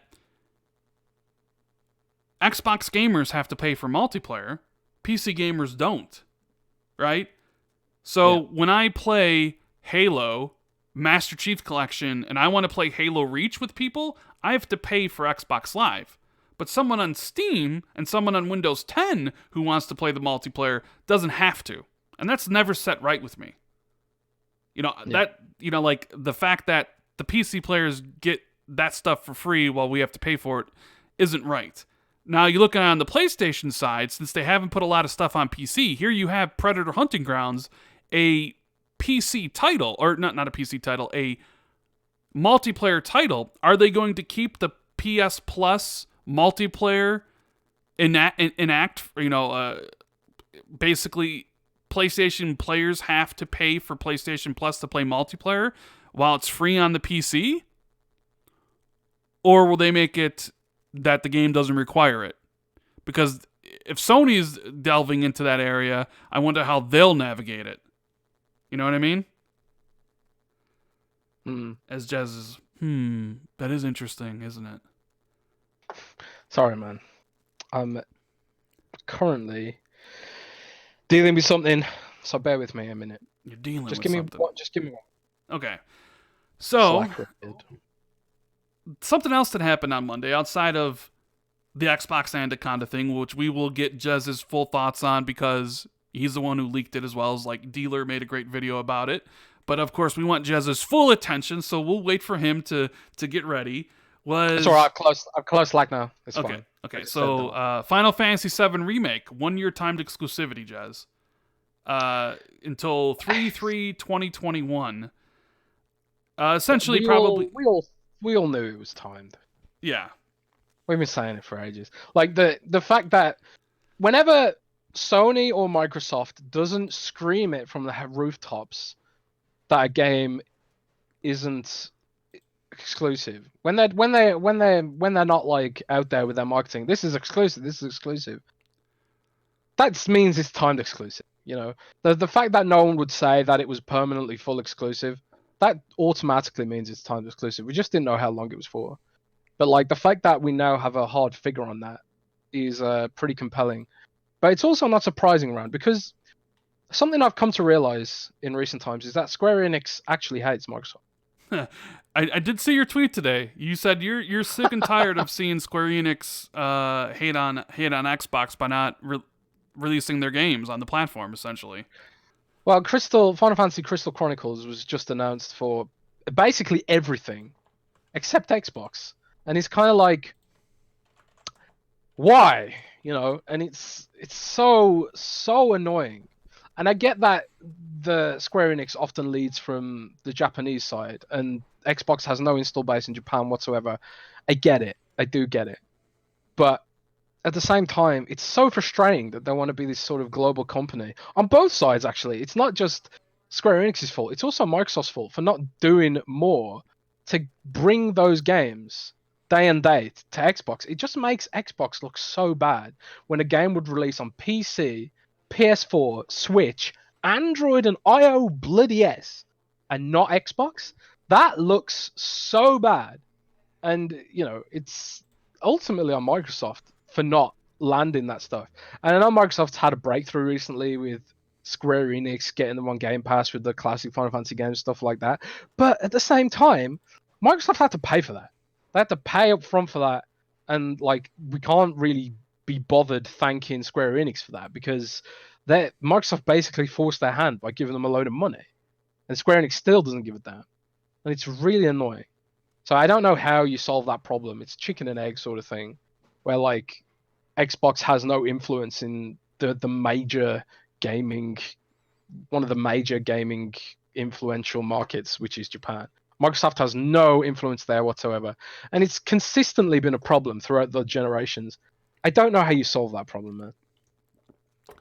Xbox would basically have to give Square more money. I mean, that would basically be the only way to solve it, right? I don't know. But it is like that. Like Babylon's Fall, the Platinum game was announced at State of Play, showing off gameplay demo. That's only coming to PlayStation 4 and PC. They do this a lot. Square Enix does this a lot, but specifically about Final Fantasy VII Remake. Are you interested in playing this at all? Final Fantasy VII Remake? Yeah. Of course I am. Okay. I mean, I'm a big fan of Final Fantasy VII. I don't like that it's action-based now, but I also get why they've done it. I guess we'll see. So here's the dilemma for me now. Like if it was never coming to Xbox, I'd of course play it on PlayStation. I have no qualms playing anything on PlayStation. I just beat Concrete Genie on PlayStation. I thought it was alright. I beat Death Stranding. I beat Days Gone. I have no issue playing on my PlayStation. Now, of course, I would rather play a game on my Xbox. It's my preferred console. I like getting gamer score. I like the controller, etc., etc., etc. Like I've said this countless times. So here's my dilemma. Final Fantasy VII was one of my favorite games of all time. I've always said this. Remake was a dream of mine. So here we are, and I know before the game even comes out, it's coming to Xbox a year, and I have to just wait a year. So now I'm thinking to myself, come March, do I play this on PlayStation, or do I wait a year and play it on Xbox? I would prefer to play it on Xbox so I can get achievements and stuff. And realistically, it's probably also going to be upgraded for Scarlett. So it's like, do I want to wait and play it in what essentially would be the superior next-gen version? Because Final Fantasy VII on the Pro, since I have a Pro, is definitely probably going to be, not as good as if it was on the PlayStation 5. You know what I mean, Jez? So it's like, what do I do here? I'm kind of conflicted. Do I play it day one? Because I like playing stuff day one. I'll buy those games day one to be as part of the, the experience of it, to talk to other people about it.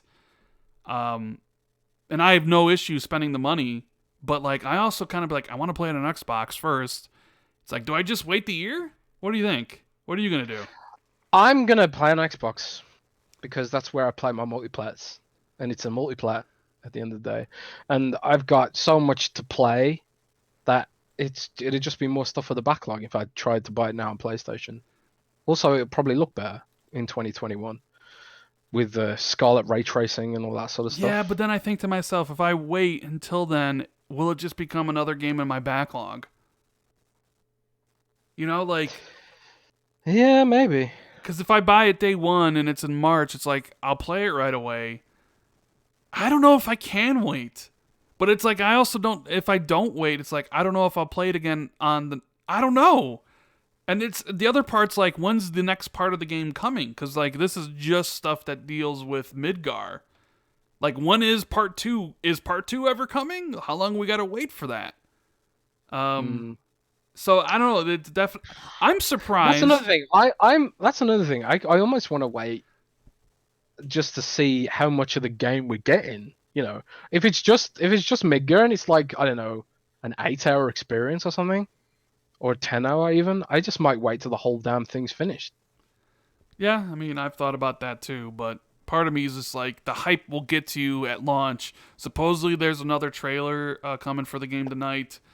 It's like, am I going to be able to resist? Or am I going to be like, you know what? I need to play this game. Let me play it on my Pro. And then I'll play it again on, Scarlett, a year later. I'm just kind of surprised that Square Enix is letting everybody know how long the exclusivity is for. Because, like, do you remember how much, like, Microsoft tried to keep Rise of the Tomb Raider exclusivity under a wrap?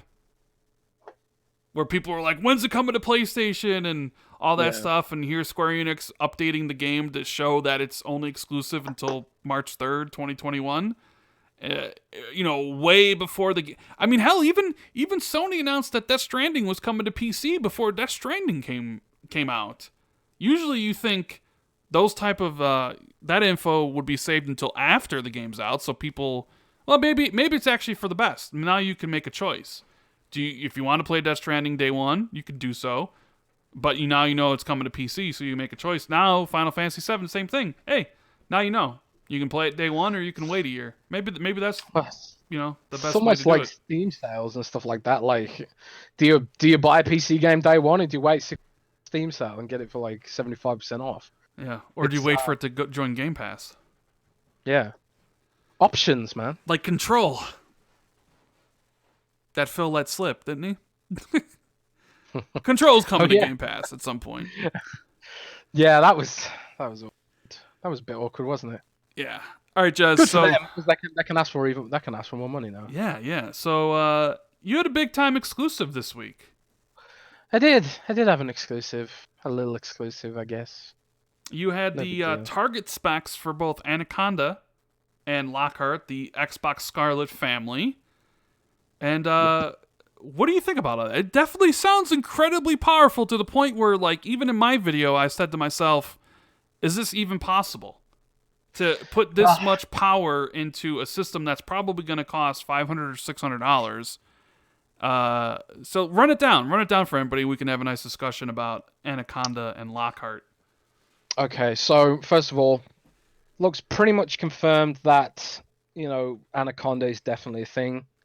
After the weird rumors that it was cancelled, You mean which I never Lockhart? heard. Lockhart. Yeah, sorry, yeah. The weird rumors that Lockhart was cancelled, I never heard it was cancelled. Just everyone thought it was cancelled for some reason. I have no idea why, but it is what it is. So basically, this is what I've heard for Anaconda and Lockhart. Just to recap, for those who didn't see the news this week.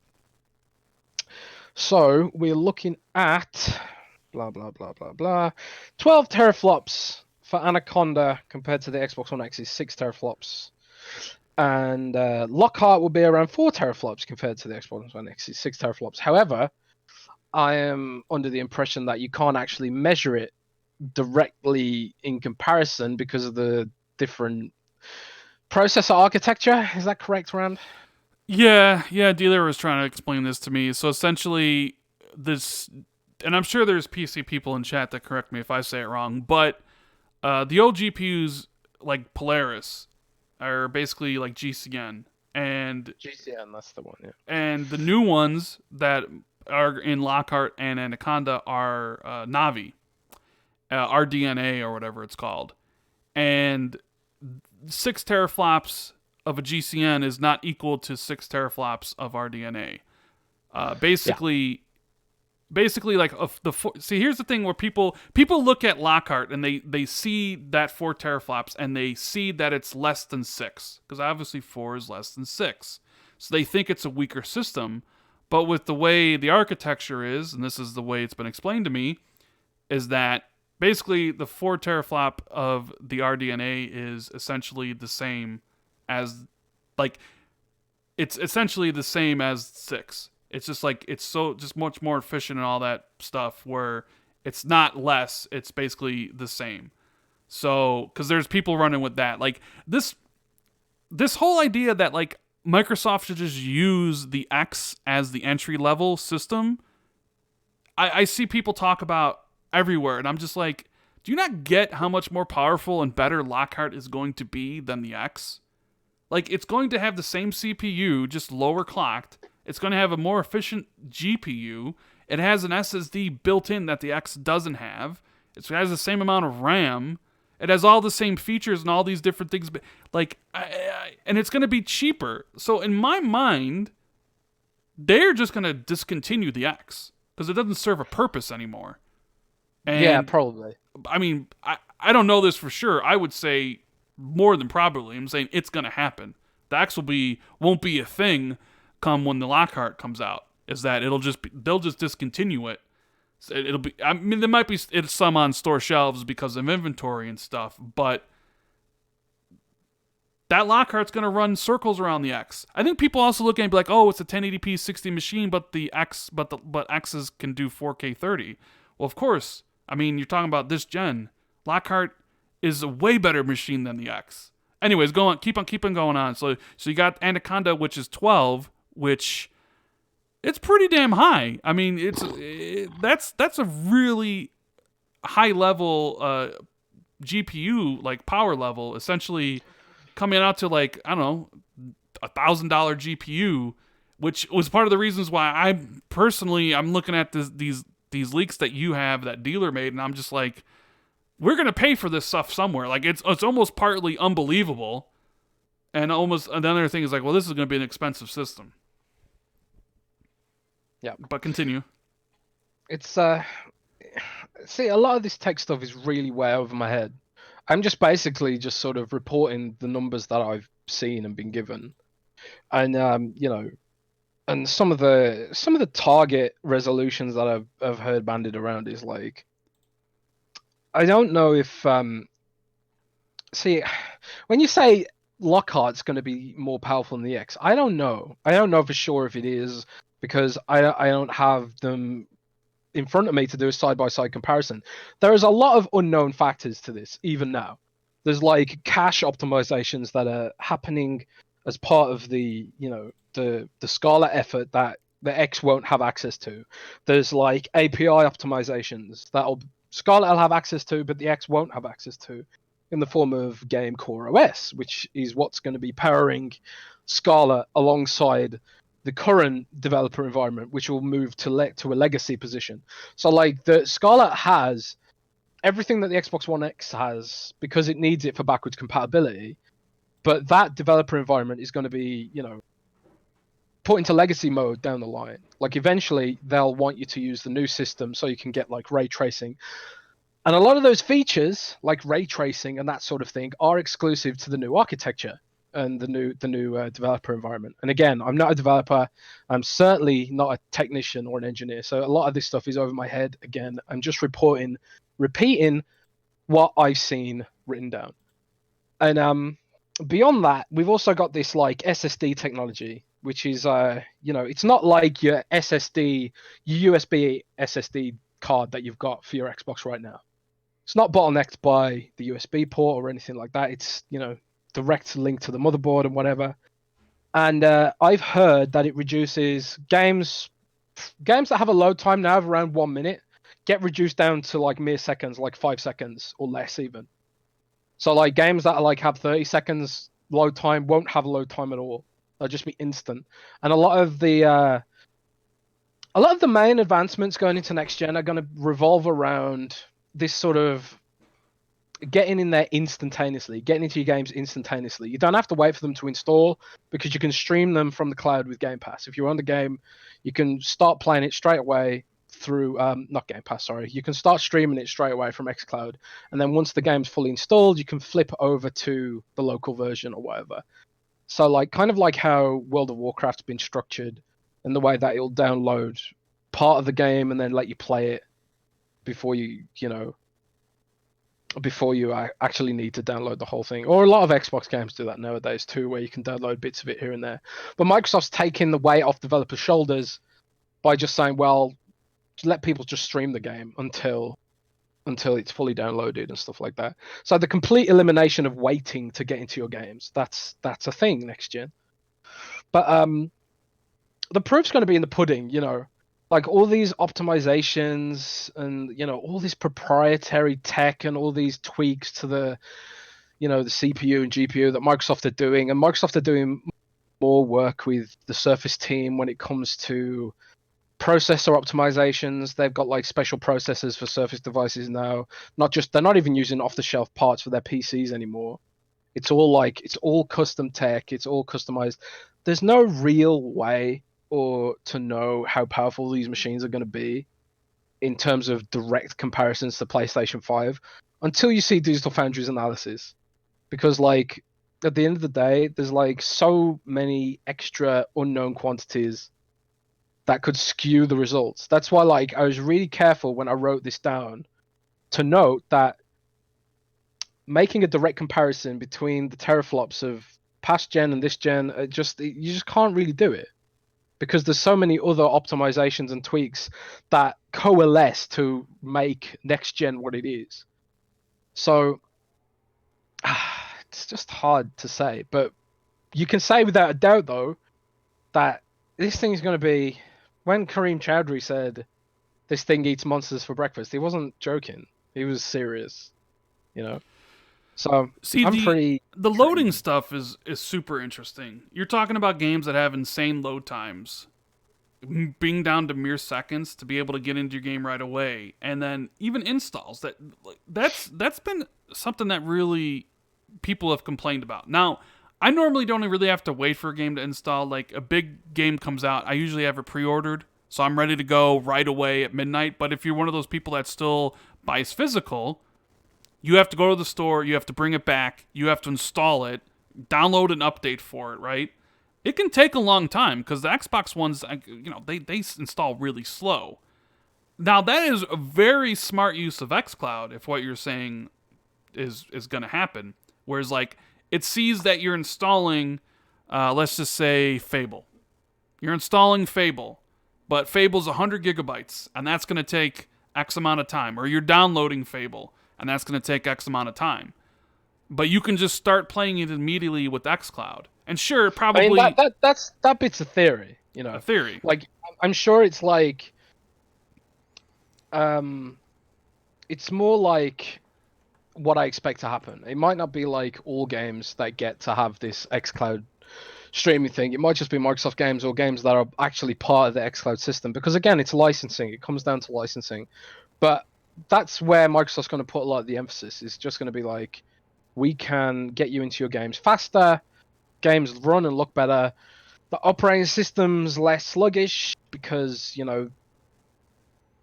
more RAM for the system and more CPU for the system and stuff like that. And it's still based on Windows 10, the current system's based on Windows 8 actually, but it's all based on the same stuff, but it should just all be faster. And also, like the Xbox One X, a lot of games will just perform better on Scarlett by pure virtue of having better hardware. Like the fact that Monster Hunter World struggles to maintain 60 frames in its performance mode on the X. That won't be an issue on Scarlett because it'll just automatically make use of the extra horsepower dynamically, because it's all the same. It's all the same developer environment, So it is what it is, man. And I'm still digging for more details on some of the finer points about those optimizations and those and stuff that I talked about. But it just sounds beefy, man. It sounds beefy to me. How much do you think? I mean, what like do you get any sense of pricing here? Like with I have no idea. I mean, if you had to take a guess, personal guess. I mean, it sounds like these systems are going to be pretty expensive.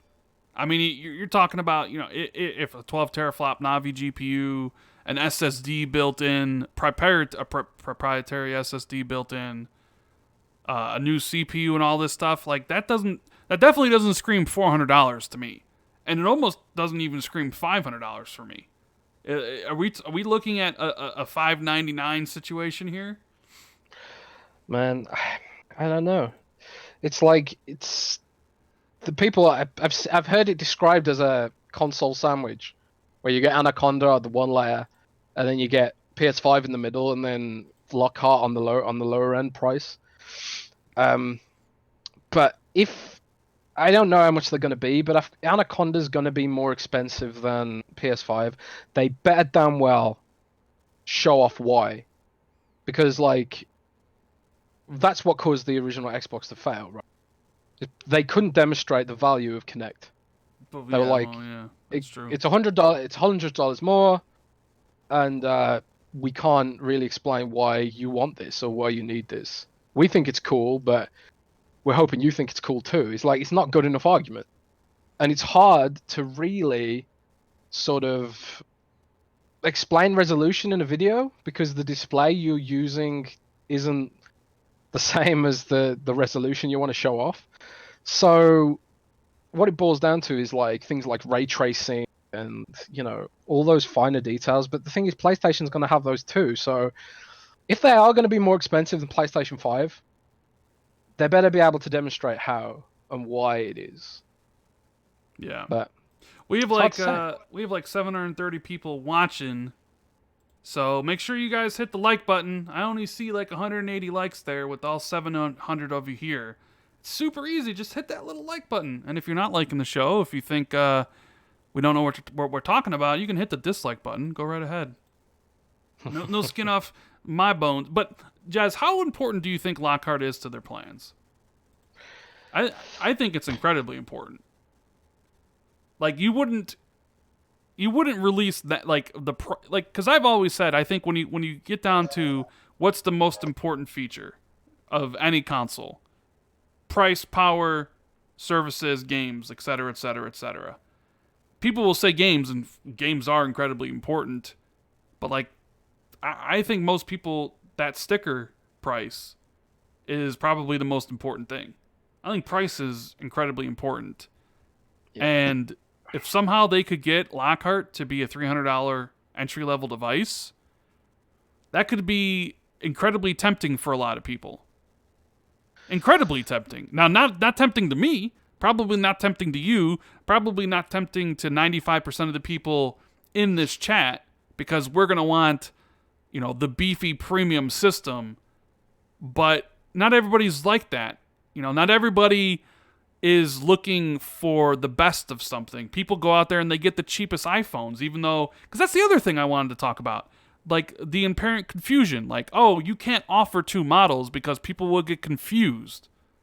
Yeah, that's just concern trolling. Which, like, it's like you go to the store and there's 3 different iPhones and there's 5 different Samsung Galaxies and it's like, okay, well, if this works for the phone, but then people will say, well, phones are people need those for their daily lives. The console's very, what's the word I'm looking for here? Like, okay, I lost my train of thought, but like a phone's for everyday life. But even still, like when I went to buy my iPhone, get my XR, it was like I could get the XR, I could get the XS. I'm like, what's the differences between it? And I looked, and be like, well, this one's got more storage and more RAM, but it's also $400 more expensive. It's like, well, you know what? I'm good with the cheaper version. And I think it'd be the same way. It's like, okay, so you have Xbox 5 or Xbox V, and you have Xbox V Ultimate, right? Someone would be like, okay, what's the difference? I see the price difference, so one's worse than the other, essentially. Okay, this one does this one does that. Okay, easy decision to make, right? Like, I don't know where all of a sudden this whole consumers are dumb comes from. Yep. Especially as like, I mean, this might have been true in the past when it was mostly kids who wanted to buy consoles and it was adults who had to buy them, but it's not the case anymore. Like adults are the majority of spend on consoles, or the people who are buying consoles for themselves nowadays, and they know what they're doing. This whole sort of argument, oh, you confuse them. Oh no, 2 SKUs. How many? We always hear about the Samsung Galaxy phones. They released 2 phones in the spring, and they released 2 phones in the summer. They also released tons of other budget phones across the whole spectrum of price points throughout the year that you don't even hear about. We're talking like at least like 10 different types of handsets for all different price points and all different kinds of markets, because they want to get as many options out there as possible. And when you have like the assembly lines in a way that it can be done efficiently and effectively, then it's no extra cost to do that. And also, there's this whole thing with xCloud, right? They can repurpose a lot of the unsold stock potentially as xCloud servers in the future. So it kind of like changes the whole dynamic. I think, like, I do wonder, Rand, how many server blades are actually just unsold Xbox stock. I sometimes wonder about that. Yeah, but a lot of the even if they don't sell tons of Lockharts, they will during like Black Friday and stuff like that. Like look at that. The fact that Xbox One SAD was like the top selling SKU for Black Friday should tell anyone that price is God at the end of the day. Well, yeah, I mean, that's the other thing. Lockhart, have you heard anything about being no disk drive? Because Tom Moran said that from The Verge, that he doesn't think it has a disk drive, which we've always said the SAD when it came out, when it was $250, was too expensive. But if you get that system down to $150 and below, then it becomes like, oh, okay, I'll give up the disk drive. But how are people going to react to a next-gen system without a disk drive at $299 potentially? right? Or $399. God forbid, because I think if Lockhart's $399, I think that's fail written all over it, especially if it doesn't have a disk drive. I mean, I Yeah. can see Microsoft not having a disk drive in that one because they want to push their initiatives, and they would know, like, okay, anybody who bought this system is going to be basically buying Game Pass, subscribing to it because they're going to need games, or any game they essentially buy from us as a digital version instead of a console, which is why I think they'd want to make it as cheap as possible and try to maybe even take a loss on it and sell for $2.99, just because they Yeah. know that someone who's getting that's probably going to subscribe to Game Pass and only buy digital from them. And then they maybe can price Anaconda a little bit more expensive, but even still, it's like, if what you're talking about is true, like a sandwich where you have a $2.99 Lockhart, of $3.99 PS5, and a $4.99 Anaconda, I still think that's goes in Sony's favor. I think they found the Goldilocks zone at that point, because Yeah, maybe. at that point it's like the PS5 is way more than $100 better than Lockhart, so it's like, okay, I'll just get a PS5, and then Anaconda, like you said, if Microsoft doesn't show it, it's not $100 better than the Anaconda, so it's like PS5 just sits in this middle spot and is like, we're the best, and like, to me, Microsoft's best case scenario is both Anaconda and PS5 are the same price, and Anaconda's more powerful, and then they still have because I know this is going to sound harsh, and the Xbox fans here probably hate me for it, but Sony can get away with a cheaper, a less powerful, more expensive system because they are just a bigger brand than Xbox is. Xbox has had this, like, the stacked deck, stacked against them this entire gen. They need as many wins and feathers in their caps as they can. They need a system that is the same price and more powerful to essentially just kind of stay in the ballgame with PlayStation, as well as a console that is way cheaper to even compete in the console. And even with that, I don't think they can necessarily win. I don't think Sony is just... They're just more synonymous with gaming at this point. That's just my kind of spin on it. I know a lot of Xbox gamers don't necessarily agree with that, but... I agree with that, because especially like in the case of Japan, and then you've got the whole influence with devs, and people in this generation have learned a few things about these console platforms. Is that Sony is the place for gritty, realistic action games, whereas Xbox is the place for sort of okay-ish games that are part of Game Pass. And they've also learned that PlayStation is the place for Japanese games, whereas Xbox is the place for, I don't know, slightly better resolution games. And that's kind of like... And also Xbox is the place for backwards compatibility. Right now, I think Sony clearly has better cards in its hand, clearly. And getting over that hill for Microsoft is going to be extremely difficult.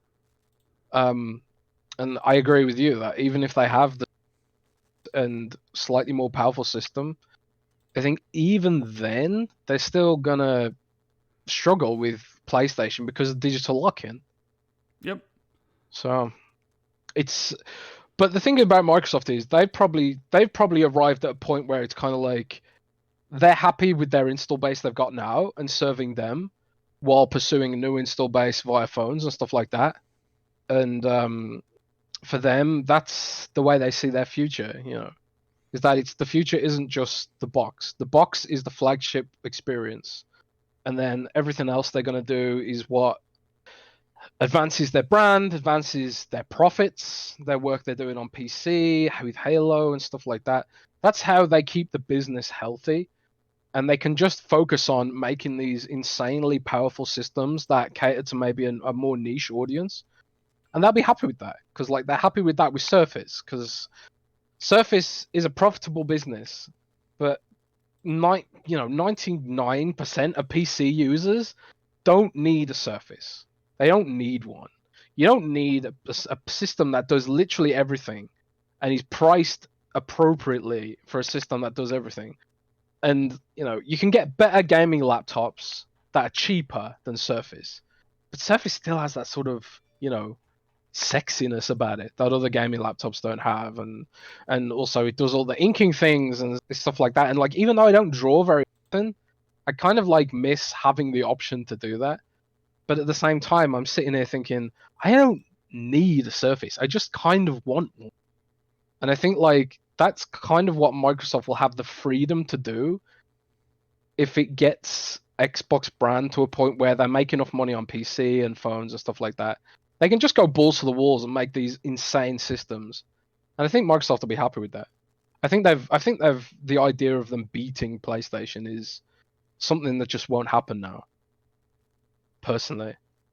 So if your whole thing about gaming is being on the platform that wins, you probably shouldn't be on Xbox. Yeah. Jez, why you gotta be so mean? Right? It's just some people like see it as a sport, don't they? It's like if my console doesn't sell as many units as the other console, then my intelligence is insulted. That's how some people see this. It's like, it doesn't matter that Microsoft's the third biggest gaming company on earth. It doesn't matter about that. It doesn't matter that the console's still good and has fun games on it. It doesn't matter that it's the most powerful console and all multiplats run best on it. It doesn't matter that it's got backwards compatibility. For some people, the fact that it's not the winner in terms of units sold is something that is important to them for some reason, because they do see it as a sport. And like, that's just never going to be the case for Xbox. But they'll still have a healthy business. They'll still delight their fans, I think. And I don't think I'm bothered by it. I'm happy that they'll have the freedom to make these ridiculous systems. And install base is important, but they're going to have that through xCloud. And the fact that xCloud requires the same development environment as the Xbox means it'll spill over to Scarlett anyway. It's just completely different. There's a whole new way of looking at the industry now. Like, this is like a soft. It's not a like back in the day. New console generations were like a reset time. This is not like that anymore. This is just sort of like a new generation of phones or something, like the latest Razer laptop. It's not like when I upgrade my Razer laptop in a couple of years, suddenly I lose all my games on Steam. It's just not like that, and it's not like that for consoles anymore either. Incremental updates for the side you prefer. This was the wrong generation to lose, basically, because this is the generation of creating your ecosystem. And Microsoft had a great head start with the 360, and the fact that backwards compatibility managed, that was the right play to keep that ecosystem going. But I don't know. It's all arbitrary. I think Scarlett would be great. I think PlayStation 5 would be great. I think Xbox will delight its fans. And I think PlayStation will delight its fans. And then you'll have Nintendo doing its thing, releasing Pokemon, and me being addicted to it every few years. So, I don't know. All right. So that's your little spiel on all this. We got a super chat here with the question from Adam. He says, "So question, Jez, isn't Game Pass also a big appeal for crossover as well? Day one, you get a giant library for Scarlett versus PS5. We don't. What you think?" So I guess he's saying like Game Pass will factor into, the essential, like, oh, you can get Scarlett for this amount and then already have all these games playable as part of the subscription. Like that'll factor into it, essentially. What do you think?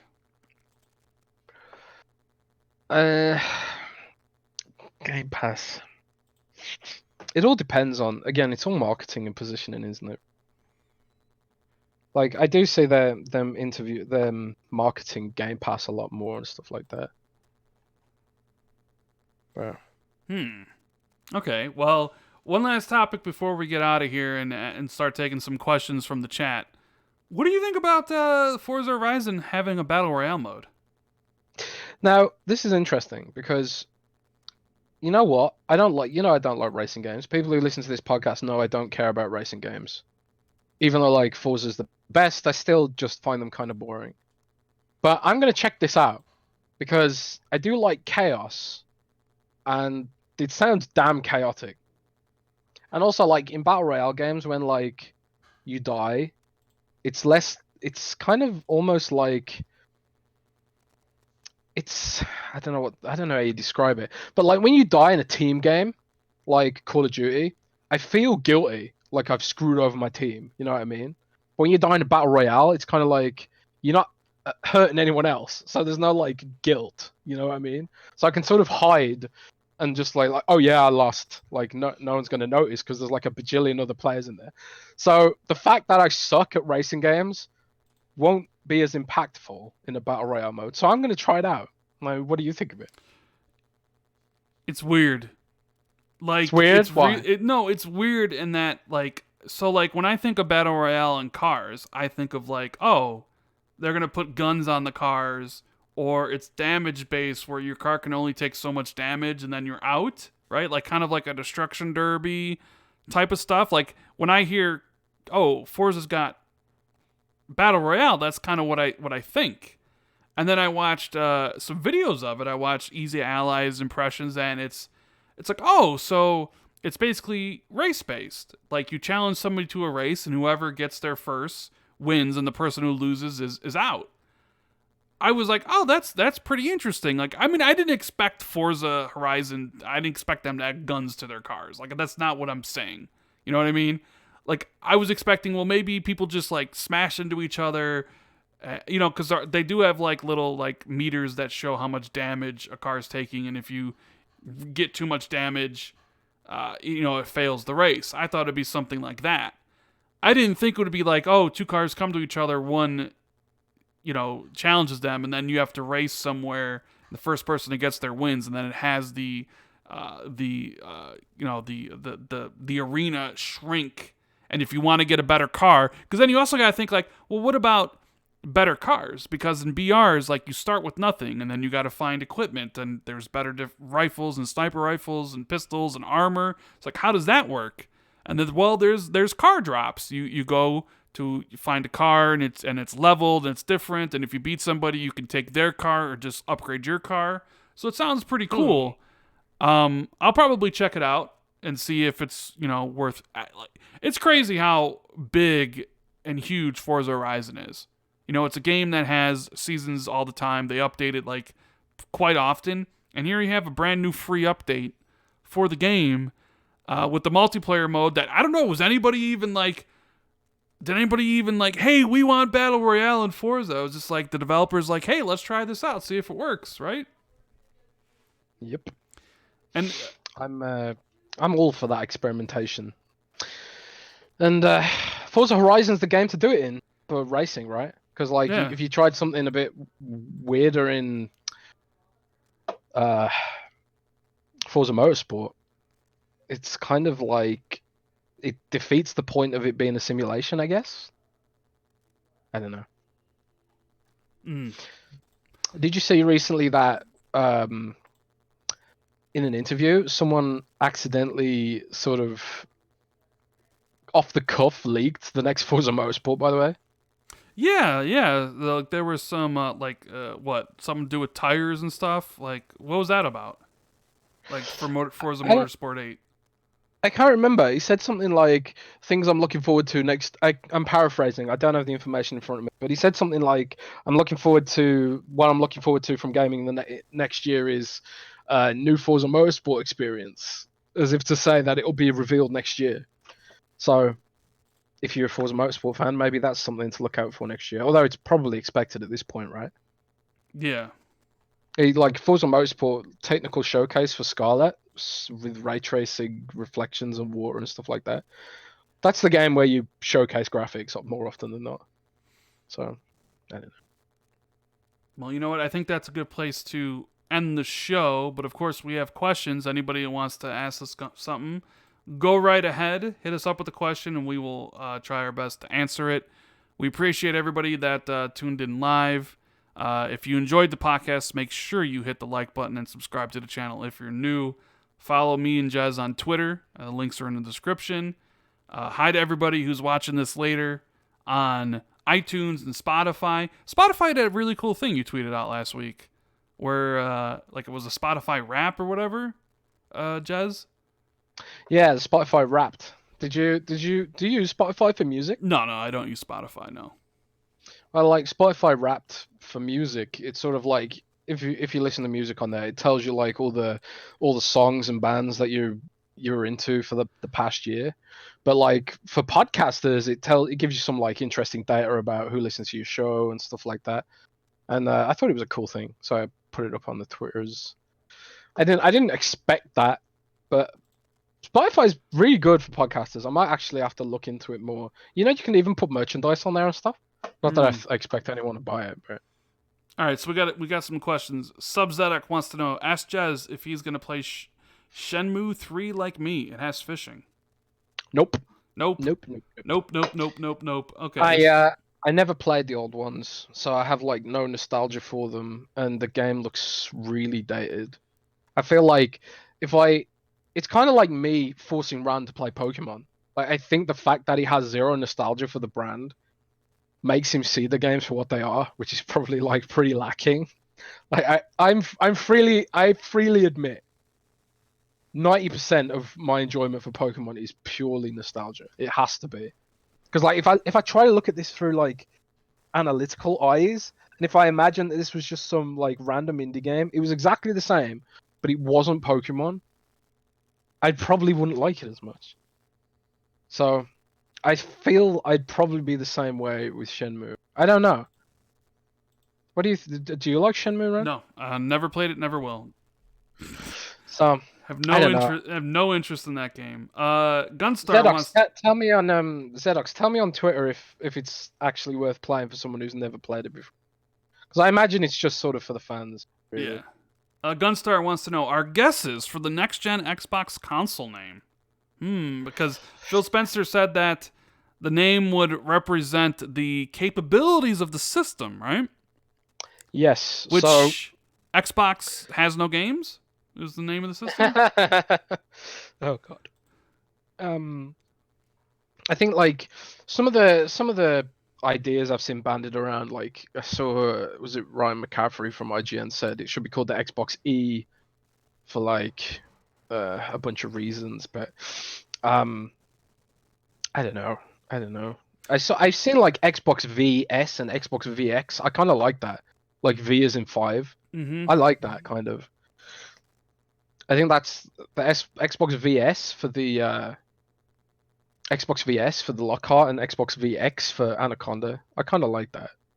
It's a bit simplistic, but I don't know. I Xbox 5, Xbox V, but I mean that's not really like describing the something of the system. So I don't know. Like Xbox Infinity, I guess maybe. It's just there's so many. What if we found out tonight? What if Phil got up on stage and be like, introducing Xbox whatever. Here's a short little trailer, and then says, tune in January 22nd for the full reveal. Maybe we'll find out the name of the system tonight. That'd be great. That would be great, wouldn't it? That would be really great. So we appreciate the question, Gunstar. There's so many choices. I'm just gonna go with Xbox 5. The Noir Sane wants to know, with the Lockhart specs, do you think it can do over 60 frames per second? Maybe say 80 to 100. I mean, I think Jez was saying the target was what, 1080p, 1440p, 60 frames. Yeah, like the base target for Anaconda is meant to be 4K 60, and the base target for Lockhart's meant to be 1440p 60. I think like they want 60 frames to be the thing. Yeah, but I'm assuming if someone wanted to do 30, the system would do 4K 30 then. Yeah, like they never dictate to devs what to do, but they're gonna basically they'll present at GDC.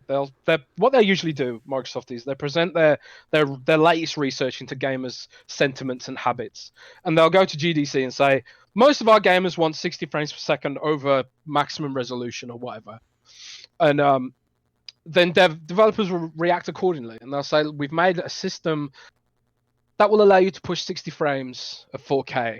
And we've also made a system that allows you to push 60 frames at 1440p. But if you do want to do 4K 30 on the Lockhart system, you can if you want to. I think that's basically what they'll say. But I expect if Microsoft urges developers to go for 60, that most developers probably will. Okay. Yeah. Aisman DeGod says, hey, Rand and Jez, do you all think we can possibly get a return of Conquer? Probably next gen. Game was a banger and still can be. Never. I think the likelihood is you'll never see another Conquer, but a new Banjo or a remake of Banjo is very likely. I don't think you'll. Yeah, I don't think you'll see Conker ever again. Yeah. Personally, sadly, I just don't. I don't. It just doesn't. I mean, maybe if like you end up with someone running Xbox who has a lot of nostalgia for it in the distant future, but I think like the people who are running it now don't really care for it. That's same. That's the same across Rare and Xbox. So I don't think you'll see Conquer ever again. There's just no push for it. Nobody outside of like some core fans really want it. Yeah. Quad Thumbs wants to know how many new game announcements from Xbox Game Studios do we expect? Tonight? Maybe one? Maybe zero? I'm not. I'm don't not know. expecting loads of game reveals today. I mean, Jeff Keighley said there's like 15, right, or 10 or something. 10 like never before seen games. So, but like as far as like Xbox Game Studios new, maybe one at the most. But I'm maybe zero. I'd be surprised if there was more than one. Yeah. I haven't heard anything about that, but could be totally wrong. Let's see. Cactus wants to know what games you think Xbox will bring over from PlayStation next, with them getting Yakuza and Final Fantasy. I mean, I guess there's always like Neo or Persona. I would say maybe Neo is more likely than Persona, but then again, I don't know. I mean, I never really thought Yakuza would make its way over, and here we are. Game Pass changes a lot of stuff, and so does xCloud. Especially with the Japanese market, like because that's a very mobile market now. So, Yep. you know, if Microsoft is willing to maybe like, hey, can you bring Persona over and put it on Game Pass and here's some money to do so, they might think about it. You know, I agree. Beats Games Life Zim wants to know what's your worst game of the year. Well, that's easy. Worst game of the year? I mean, it's Pokemon. I knew that was coming. It's Pokemon. Rip. My personal game of the year is Anaconda. Anaconda. Sekiro. Good game. Good game. Anaconda. What a game that was, right? Yeah. Snake. What was that game? Snake Pass or something? Yeah, Snake Pass. Snake Pass. That's sick. Damn, I lost my chat or my place in chat now. I scrolled up and. So what's your worst game? I guess you played this year.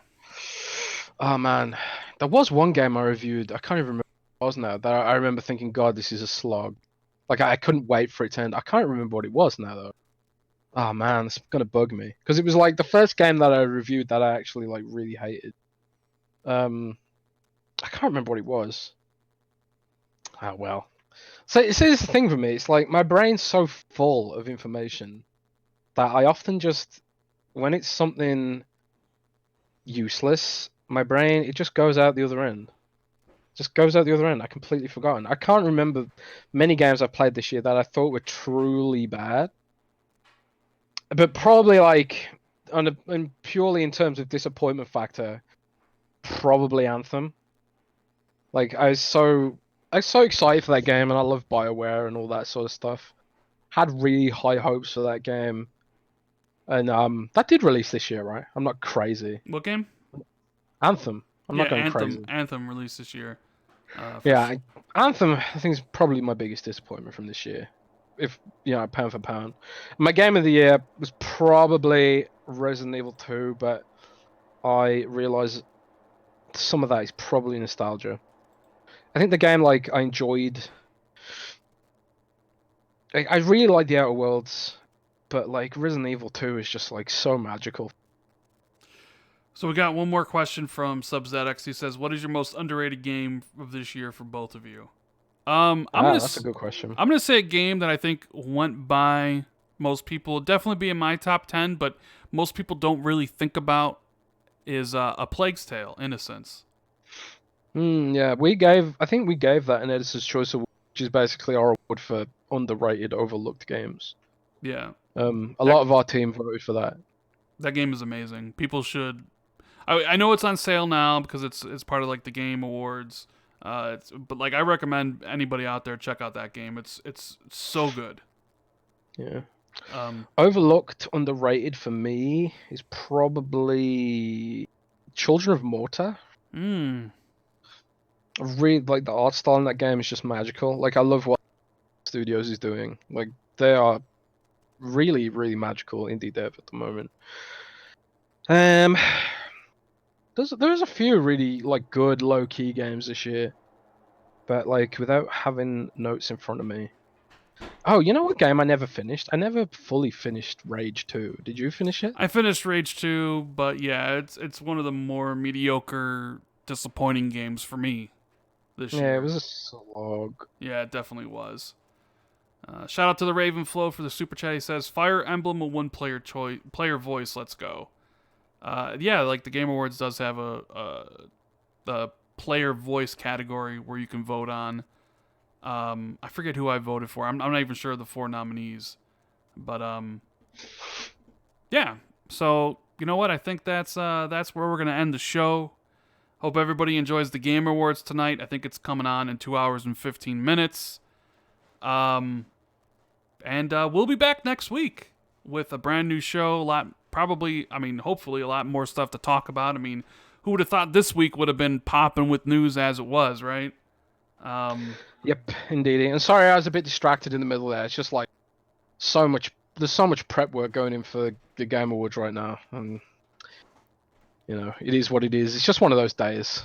Yeah, just one of those days. We all know how it is, but we appreciate it. Everybody being here, whether you're listening now live with us or later on the podcast apps. But one more time, make sure you hit the like button and subscribe to the channel. Follow us on Twitter so you know when we do the podcast. We'll see you next week, and keep it gaming, everyone. Later. Hugs.